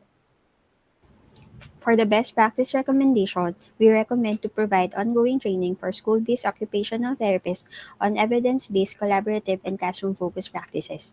Next, to foster open communication and joint learning between therapists and educators to clarify roles and promote teamwork. Also, ensure strong administrative support, including consistent schedules and policies that encourages collaboration. We also recommend the use of workload models that include time for consultation, planning and collaboration, and not just for direct therapy. Also, the involvement of parents by embedding therapy into their daily routines to support the skill generalization and participation. And lastly, to match the service delivery, may it be integrated or pulled out to each student's needs and goals for maximum effectiveness.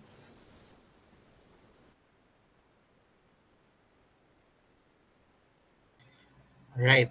So thank you to our third group for sharing those valuable insights in the field of school-based rehabilitation services. Now we proceed to our fourth and final group for this segment. Their evidence summary is titled Preterm Infants in the NICU, Oral Motor Intervention for Feeding Development. They address the clinical question, what is the effectiveness of oral motor intervention in improving feeding outcomes of preterm infants in the neonatal intensive care unit?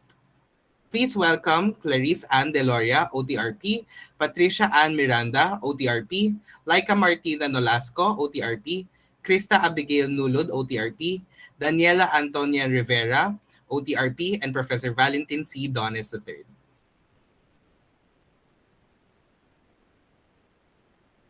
Good day, everyone. I'm Clarice, a graduate student from the Master's of Science in Occupational Therapy program at the University of Santo Tomas. On behalf of my co-authors and Dr. Valentin Benes, I'm honored to present our JBI evidence summary submitted as a short report, which explores the effectiveness of oral motor interventions, or OMIs, in improving feeding outcomes for preterm infants in the NICU. Our research question is, what is the effectiveness of oral motor intervention in improving feeding outcomes of preterm infants in the NICU? Preterm infants born before 37 weeks of gestation often struggle with oral feeding due to underdeveloped motor and neurological systems. In fact, feeding immaturity is one of the most common reasons for delayed NICU discharge, affecting about 30 to 40% of preterm infants. Oral motor interventions are commonly used in the NICU to support the development of oral feeding skills. This evidence summary explores the effectiveness of OMIs in the overall feeding development of preterm infants. We synthesize high-level evidence, a meta-analysis of 22 RCTs, an integrative review of 40 studies, and 2 recent trials. These studies collectively strengthen the evidence base supporting the OMIs for preterm infants. A systematic review and meta-analysis examined the effectiveness of OMI and found that it benefited preterm infants in the NICU, particularly the PI-OMI. Positive outcomes were higher body weight at discharge, decreased time to independent oral feeding, and reduced length of hospital stay. PI-OMI is cost-effective as it only requires the therapist's expertise rather than the use of specific devices. However, it remains controversial due to the small sample size and may result in low statistical power and false negative outcomes. This limitation encourages researchers to conduct additional studies for a standardized approach of clinical implementation.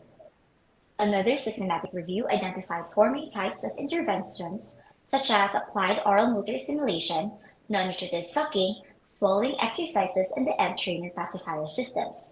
Positive outcomes were associated on time to full oral feeding, length of hospital stay, feeding performance, feeding efficiency, weight gain, and infant physiology.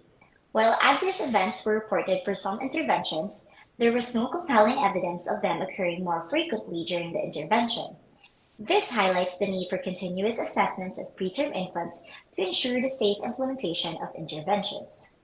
A single-blind randomized clinical trial found that NNS combined with OMS showed significant improvements in preterm oral feeding readiness assessment scale scores, volume of milk intake, and time to achieve full oral feeding.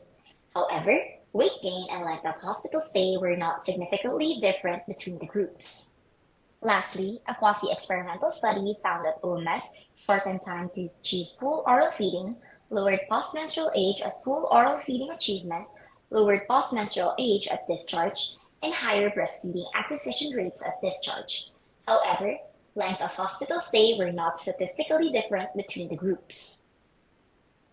Our summary recommends integrating OMIs, particularly the PI-OMI, into the NICU care for healthy preterm infants. These interventions are safe and cost-effective, but their success depends on the therapist's training, careful monitoring of infant use, and tailoring interventions to each infant's needs. This approach supports not just feeding development, but overall neurodevelopmental outcomes. So here are our key references, which include high-level studies published between 2021 and 2024.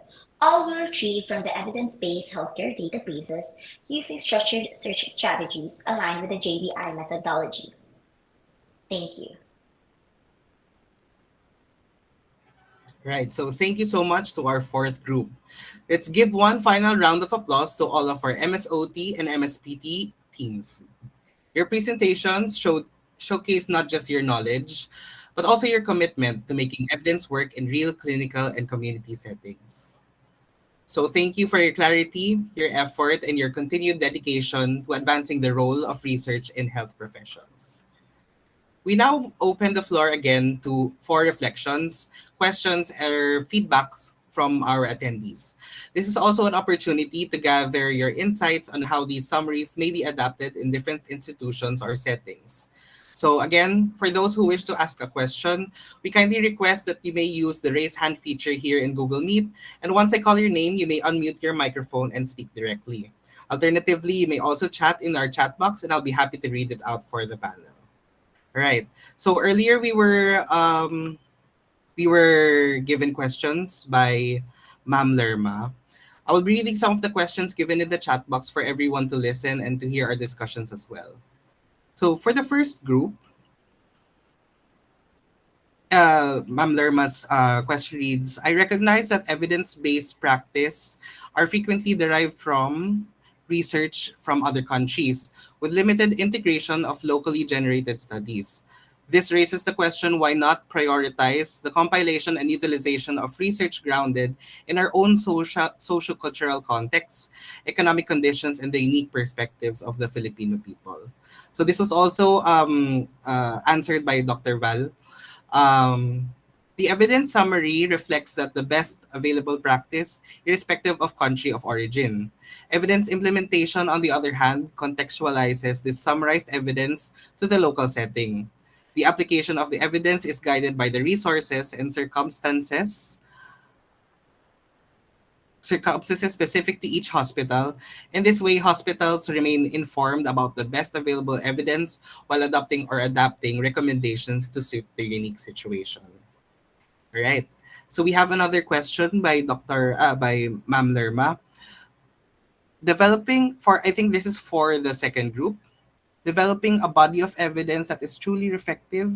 All right. This is a continuation of the first question.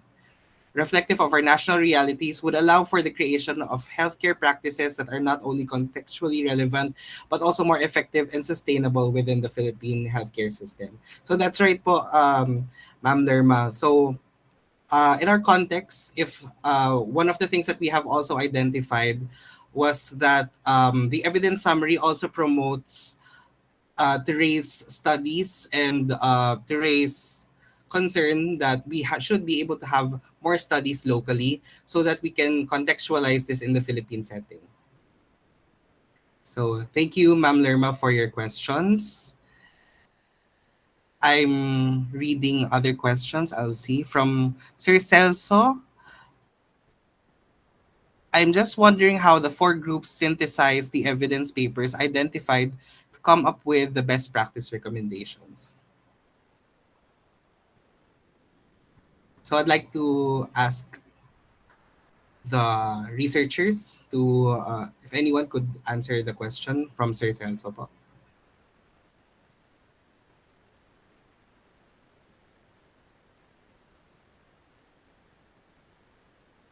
Please feel free to unmute your microphone and then so that we could hear you for our discussion po.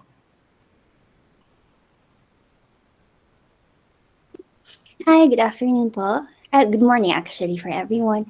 I guess I can answer for this in behalf of the class or our group mates. You can add other classmates for this one. So, the process for our evidence summary was we actually followed a rigorous and again structured methodology guided by the JBI model of evidence-based practice. So, the entire process was guided by Dr. Valentin Donis. We used several JBI resources such as the technical development report. And then for identifying the best practice recommendations, we were also guided by a JBA grades of recommendation. So just so we can outline what we did until we went to implementing or identifying the best recommendations from our evidence research, we started again with the question. Each of the groups identified the specialization or the relevant research questions in our own clinics or affiliations. After that, we conducted a comprehensive literature search by identifying the best available evidence from high quality databases such as PubMed, I'm sorry, Epidesmonicos, sorry, and also JBI evidence synthesis and others. From here, we were from here we identified or search research articles that are relevant for our question, and then we use JBI tools to critically appraise and identified which of these directly and relevantly answers the research questions that we have set. From here, identifying the relevant articles that we've searched, that's when we drafted the evidence summaries. That's why the content of our evidence summary were synthesized from the best research or best articles that we've searched. And for the best practice recommendations, again, we were guided by the JBA grades of recommendations by again synthesizing the information from the articles that we have searched throughout the process. Thank you so much, Ma'am Dani, for your answering our question. So I think Ma'am Pam will be adding on to this. All right. So just to add with what Danny has explained, so we also conducted a quality assessment, or we used the JBI tool for quality assessment to really filter the studies that we have also identified to be included in our evidence summaries. And also, there's a part in the technical development report in which we also have to cite the reasons why we needed to exclude some of the studies that may or may have not answered the question or the research question that each of the groups have identified. So, in relation to the best practice recommendation, so upon performing a comprehensive summary through the evidence summary regarding the findings of the highest or of the studies with the highest yield, then we have filtered some of the practice recommendations that can be applicable in the hospital or in the clinical setting. So from there, we have summarized it into bulleted forms so that it would be easier also for clinicians and other researchers to identify these and hopefully attempt to apply it in their own practice settings. That's it. Thank you. Thank you, Ma'am Pam. Thank you so much for answering your question. All right. So I'll try to read on the other questions we have from Sir Adonis Evan Basa. I'll read this question. Challenges I see with the SI and EF approach in school-based OTs. Number one, sadly, there are still therapists not well versed in true EF strategies. Number two, there are still therapists who do not believe in SI approach and rather use BMTs. So his question goes, granted these two factors, how do we successfully implement the integration of both when the therapist skills are not strong on either? The research is strong, but since we are here to bridge the gap, how do we force those who do not consume evidence to utilize such approaches? Hi. So I would be answering na lang for our group. So for me, so ano very realistic naman yung question, no. So how do we move forward? So first we can promote continuous professional development through mga mentorship or peer learning. So parang instead of forcing compliance, we advocate for supportive peer-led professional development. So, mga short-in services, collaborative na treatment planning, or learning circles. So, this would create safe spaces for OTs to explore the why and how of integrating EF strategies with SI, especially if they weren't trained in these areas. So the next one is we can also bridge the language gap between practice models. So parang i-reframe natin na yung EF strategies as tools for functional behavior change. So helping them see that yung SI and EF aren't opposed to BMT. So it can enhance the participation beyond compliance through internal regulation and goal-directed actions. Tapos, we can also start with feasible integration, so not full na overhaul. So, recommend tayo ng small-scale na hybrid models, such as yung embedding ng EF prompts during sensory circuits, or layering ng visual schedules sa mga movement-based routines. So, we don't believe kasi in forcing evidence on therapists. So instead, we believe in enabling them, through training, modeling, tapos collaboration, para ma-discover how SI and EF integration is not just evidence-based, but also practical and meaningful. So our role is to bridge research with real-world practice persistently and collaboratively. Yun lang po. Thank you. All right. Thank you, ma'am. Thank you so much. So I'll be reading more questions from Ma'am Macy. For the second group, why did you focus specifically on sensory integration rather than other cognitive or behavioral interventions for EF?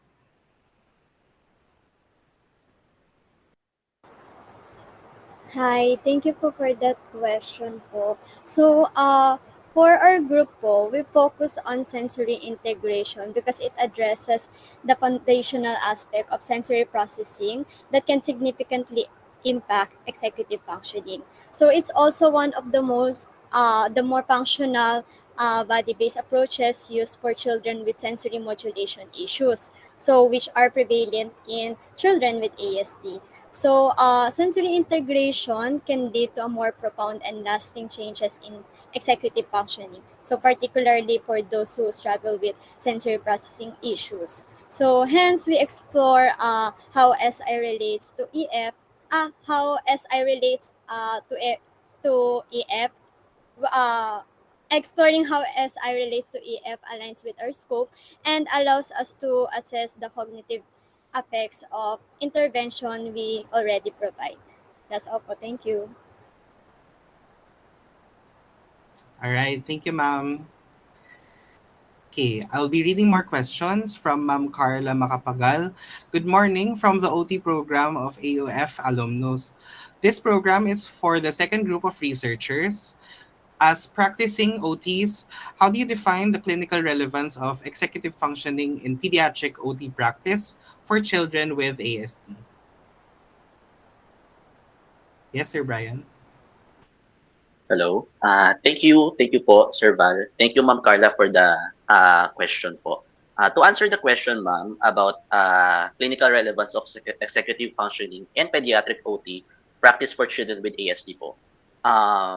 Our study would like to share that executive functioning is foundational to occupational performance. It affects transition, behavior regulation, attention to task, and goal-directed behavior. In children with autism, deficits in executive function often manifest as difficulty following routines, managing frustration, and completing multi-step activities. Targeting executive function allow us to address participation barriers more holistically across school, home, and play contexts po. Thank you. All right, thank you, Sir Brian. The next question is from Ma'am Ida Marie Tabangay. The process is similar to doing clinical practice guidelines except for the consensus panel. So can the JBI process for evidence summaries be applied in doing CPGs? So I'd like to ask Dr. Retina to answer the question po.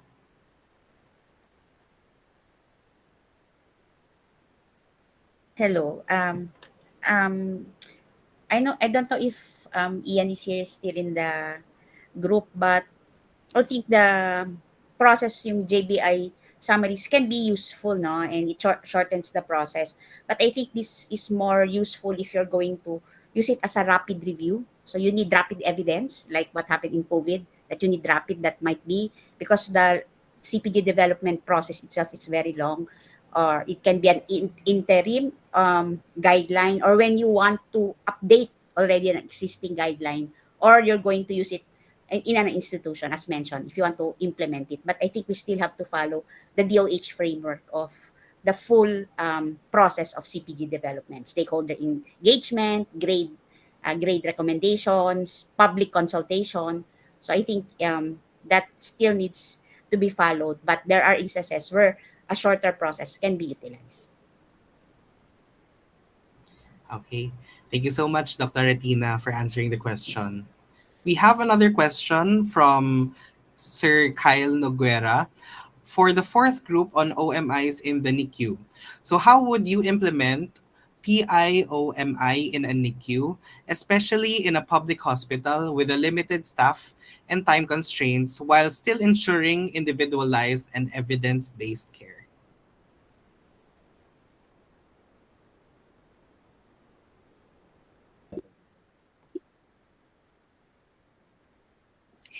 Hi.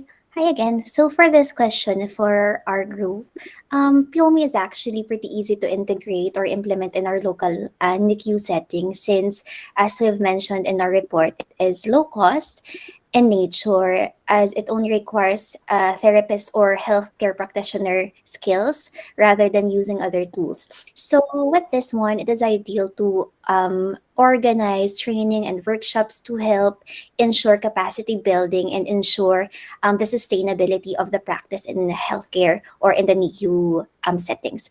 It is also through formalizing guidelines, possibly through DOH and other partnership with institutions and programs, so that therapists and other healthcare workers can promote standardization of this protocol or again standards and be able to bridge training gap as needed. All Thank right. you. Thank you, Ma'am Dani. All right. So we have an answer from Dr. Ryan for Ma'am Lerma's question earlier. So I'd like to read it out. To add to Professor Val's answer to your question, when creating the best practice recommendations or BPRs, we are guided by the FAME framework, which stands for feasibility, appropriateness, meaningfulness, and effectiveness. Under feasibility, we have guide questions such as what is the cost effectiveness of the practice? Is the resource or practice available? Is there sufficient experience or levels of competency available? Under appropriateness, we have the guide questions such as is it culturally acceptable? Is it transferable or applicable to the majority of the population? Is it easily adaptable to a variety of circumstances? So those are the questions. Based on these guide questions in formulating the BPRs, regardless of the location of the included summaries, studies summarized within the evidence summary, the wording of the BPRs can be contextualized to support the local scenario. So thank you so much, Dr. Ryan. Right. Okay. So we have another question from and answer from Dr. Retina. This can be used to assist in coming up with summaries and recommendations for specific questions. Maybe it's very useful for rapid review when guideline or updating is needed. So we have another question from Sir Adonis Basa. For Group 3, do you see the integrated service delivery done in public schools? Is this specific to inclusive schools? Or do you think this can be a standalone intervention or complementary to individual interventions? It's beautiful on paper but hard to do logistically and financially, especially given the limited SBOTs in the Philippines. This question is directed to Group 3. Hi, good morning. Can you hear me po? Yes, Ma'am Nadia. All right. So for our question, for the first one, do you see the integrated service delivery done in public schools? So for the information, based on the researches we have found, the studies have been conducted in general education schools and public schools in the United States and in Ireland. So the funding protocols, I guess, in those countries are already structured by legislation. So in the Philippines, we already do have Inclusive Education Act, but I think it still has its limitations in terms of the involvement of the allied health sector in inclusive education in the Philippines. So to answer your question, there might still be some systemic issues that we need to address for it to be done in public schools, but I believe also it won't be impossible because currently in private schools in the Philippines, especially maybe international schools and in inclusive schools, there are allied health professionals there. So another question is, do you think this can be a standalone intervention or complementary to individual interventions? So as mentioned in our evidence summary, one-on-one in one-on-one interventions are still predominant, but our recommendation is actually to match the needs of the students to their goals. So for example, integrated services or push-in services are more participation focused. So these are more like top-down goals that focus on the inclusion of students in schools, while pull-out might be more for skill-specific goals. So I think integrated services um, uh, is a combination of both, targeting on the skill-specific goals and the participation-focused goals para mas holistic yung intervention for the student. That's all. I hope it answered the question. Thank you. All right. Thank you so much, Ma'am Nadia, for answering the question. So would anyone have any more questions for our researchers? I think everyone was able to give their questions. All right. So thank you so much, everyone, for your participation and your thoughtful questions during today's discussion. So your insights, of course, and contributions it truly enriched our discussion and our session today. So we are deeply grateful to our speakers, graduate students, and researchers for sharing their expertise and experiences with us, especially for our evidence summaries. All right.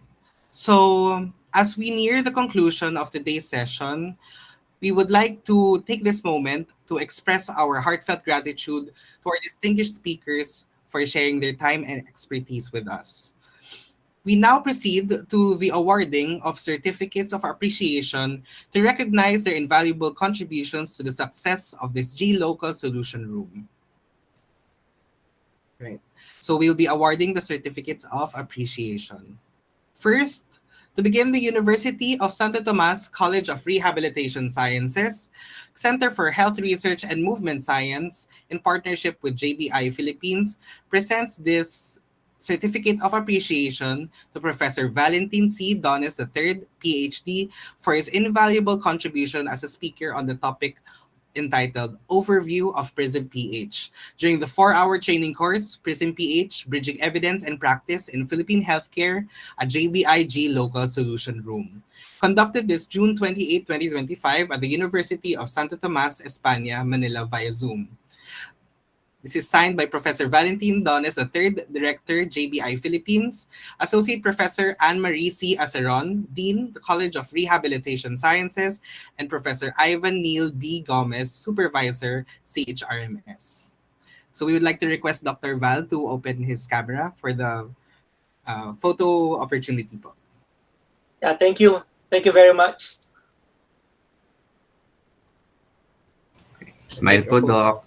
3, 2, 1. Okay, thank you po. Thank you. Thank you so much po, Doc. Right.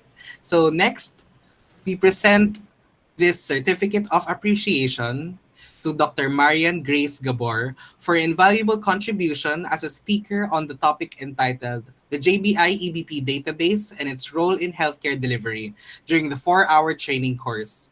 PRISM PH, Bridging Evidence and Practice in Philippine Healthcare at JBIG Local Solution Room. Conducted this June 28 at the University of Santo Tomas, España, Manila via Google Meet. Signed by Professor Valentin C. Dones III, Associate Professor Anne-Marie C. Aceron, and Professor Ivan Neil B. Gomez. So I'd like to request Ma'am Ryan, Dr. Ryan to open her camera for another photo opportunity. Thank you. 3, 2, 1. Okay, thank you po. Thank Thank you. you po. Right. So next, we present the Certificate of Appreciation to Associate Professor Maria Cristina Z. San Jose for invaluable contribution as a speaker on the topic entitled Bridging Evidence and Practice in Healthcare during the 4-hour training course, PRISM PH, Bridging Evidence and Practice in Philippine Healthcare at JBIG Local Solution Room. Conducted this 28, 2025 at the University of Santo Tomas, España, Manila via Google Meet. Signed by Professor Valentin C. Dones III, Associate Professor Anne-Marie C. Aceron, and Professor Ivan Neil B. Gomez. So we'll request Dr. Retina to... Ayan, there's Dr. Retina. Sir Lawrence, let's take a photo opportunity with Dr. Retina. Wait lang po. Hindi po makita yung camera ni Doc. Ayan. For a moment lang po. We'll pin you, Dr. Yeah. Ayan. 3, 2, 1. Okay, thank you po. Thank you so much, Dr. Retina. Thank you. To our esteemed speakers, thank you once again for your time and for generously sharing your insights that have enriched today's conversation. We are truly grateful for your continued leadership in advancing evidence-based healthcare in the Philippines. So we will now be awarding a certificate of appreciation collectively to all our student presenters in recognition of their valuable contributions in sharing evidence summaries and exploring ways to translate research into practice within Philippine healthcare.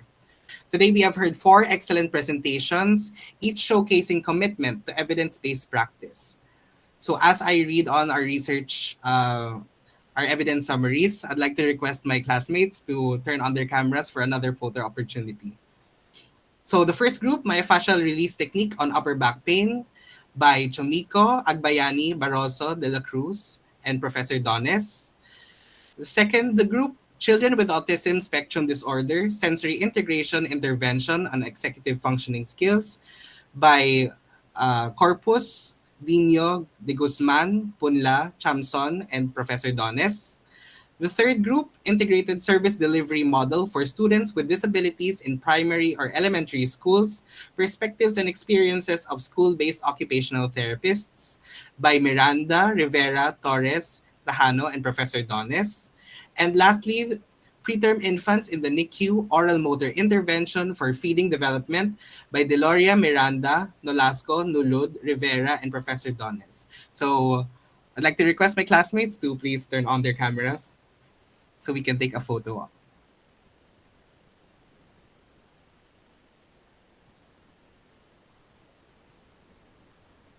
Right? So we'll wait for Sir Lawrence to take the picture. So,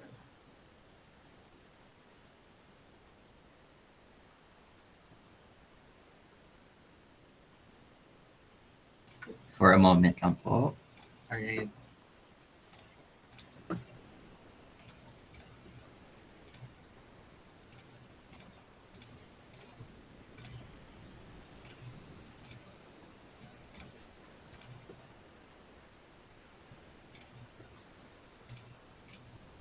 So as we're setting up the photo, we'd like to ask if anyone would want to join the Prism PH movement. You can answer the form that Dr. Valentin Dones has sent in our group chat.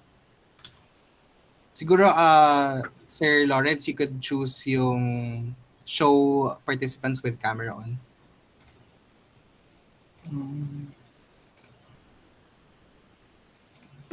Under the change layout.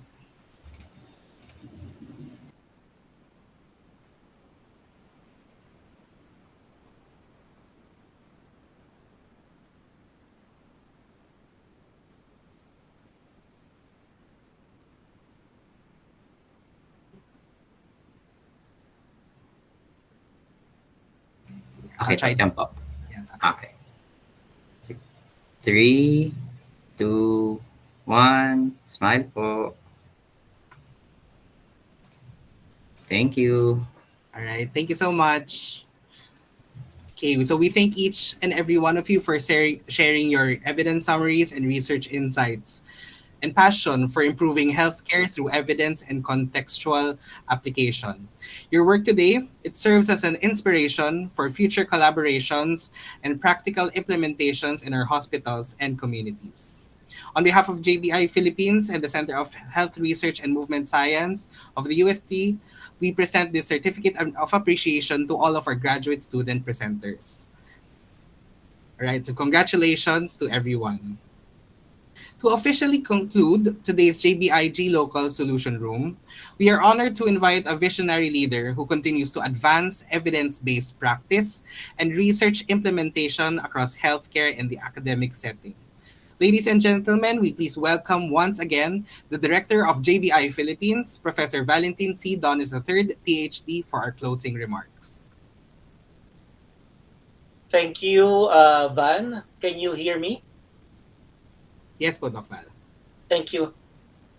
So as we conclude this meaningful gathering, let me share with you a few reflections. What we witness today is more than just a growing movement. It's Prism PH. It's not just a project title, but it's a shared vision between universities and hospitals. A future where research informs and transforms how we can care effectively, efficiently for our patients across different institutions. If you want to join us, kindly answer the Prism PH link that's provided. Um, JBI has been really great. It has a big heart for the Philippine setting for UST. Uh, Currently, we have two grants from JBI for the purpose of disseminating evidence implementation. The 60 champions are for one project, and there are 10 champions more that we need for another project that JBI has entrusted to us. Rest assured that we will not stop in disseminating, in educating our healthcare professionals on the utility, on the value of evidence summary and evidence implementation. If you are not able to join us, say for these grants this year, we will look for finances that will support our endeavor in the future. So we would like you, if you are interested, to answer that link. And if not this year, next year we might be crossing our paths and work together. I'd also like to thank our MSOT and MSPT students.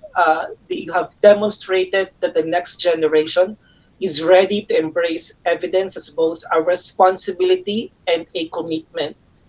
Please do this for the institutions that you are serving. Make it provide quality healthcare delivery. What you've learned in writing evidence summary is a skill that only few professionals have. Make good use of it and return all glory to God, because you are going to serve your fellow men, the patients themselves, uh, by way in which you're going to synthesize the evidence and give them the best available treatment that is for them. We recognize the initiatives of all people who are helping us with the PRISM PH, from the research supervisor of the Center for Health Research and Movement Science, Professor Ivan Gomez, our Dean, Anne-Marie C. Aceron, St. Luke's Medical Center, through Dr. Tina San Jose, uh, the JBI, Dr. Marian and Dr. Lucilin Lizarondo, the directors of JBI who are really helping us push through with this project. UPNIH is open to collaboration. And of course, PRISM PH is just a part of the global movement of JBI.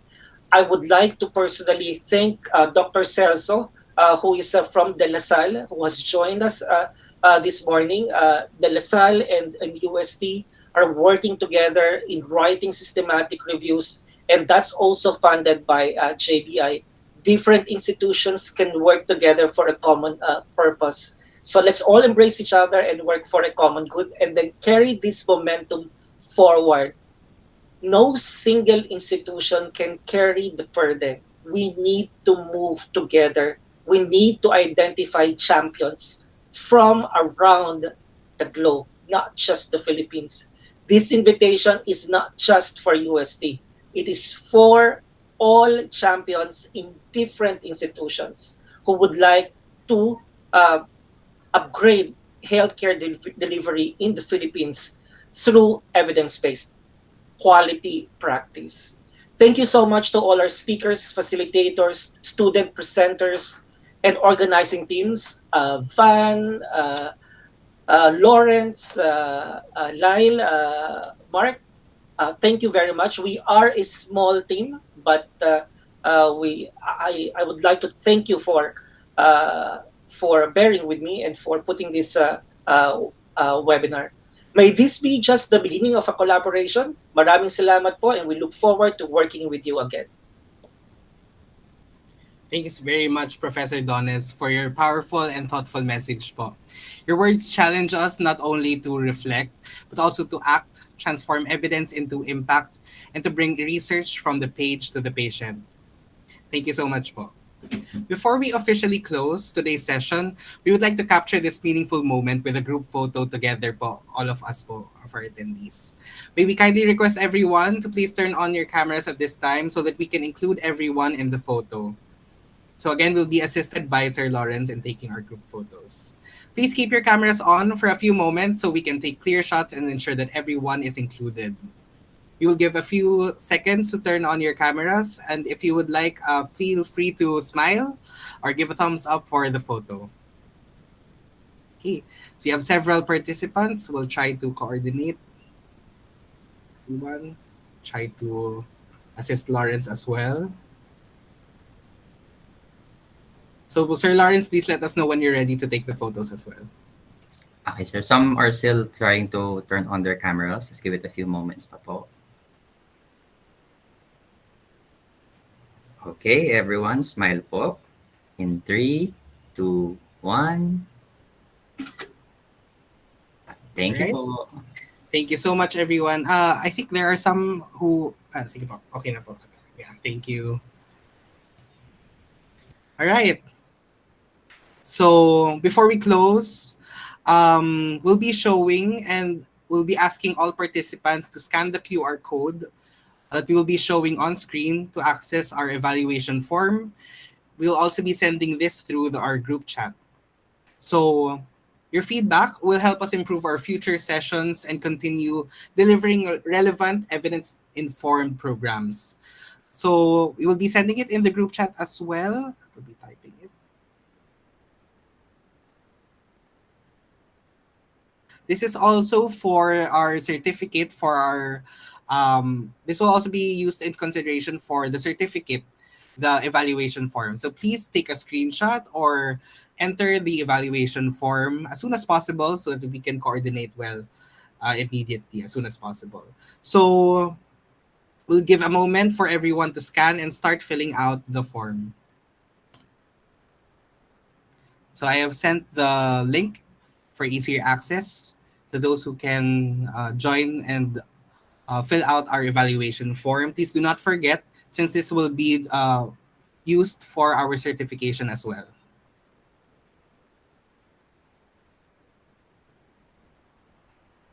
Right. So hopefully everyone was able to gain access to our evaluation form. On behalf of JBI Philippines and the Center for Health Research and Movement Science of the University of Santo Tomas, we thank all of you for being part of PRISM PH, bridging evidence and practice in Philippine healthcare. To our brilliant speakers, engaged participants, dedicated organizers, and institutional leaders, maraming salamat po. Your presence and contributions have made this event a success. As we close today's gathering, let us carry forward the lessons, insights, and connections that we have shared. The challenges of implementing evidence into practice are real, but so too is our collective potential to create change, rooted in collaboration, context, and compassion. May we all be encouraged to bring these learnings back to our hospitals, universities, and communities so that we may better serve our patients and contribute to a stronger, more responsive healthcare system. Before we officially end, and in keeping with our Thamasian tradition and honor to our alma mater, we invite everyone to join us in the singing of the UST hymn.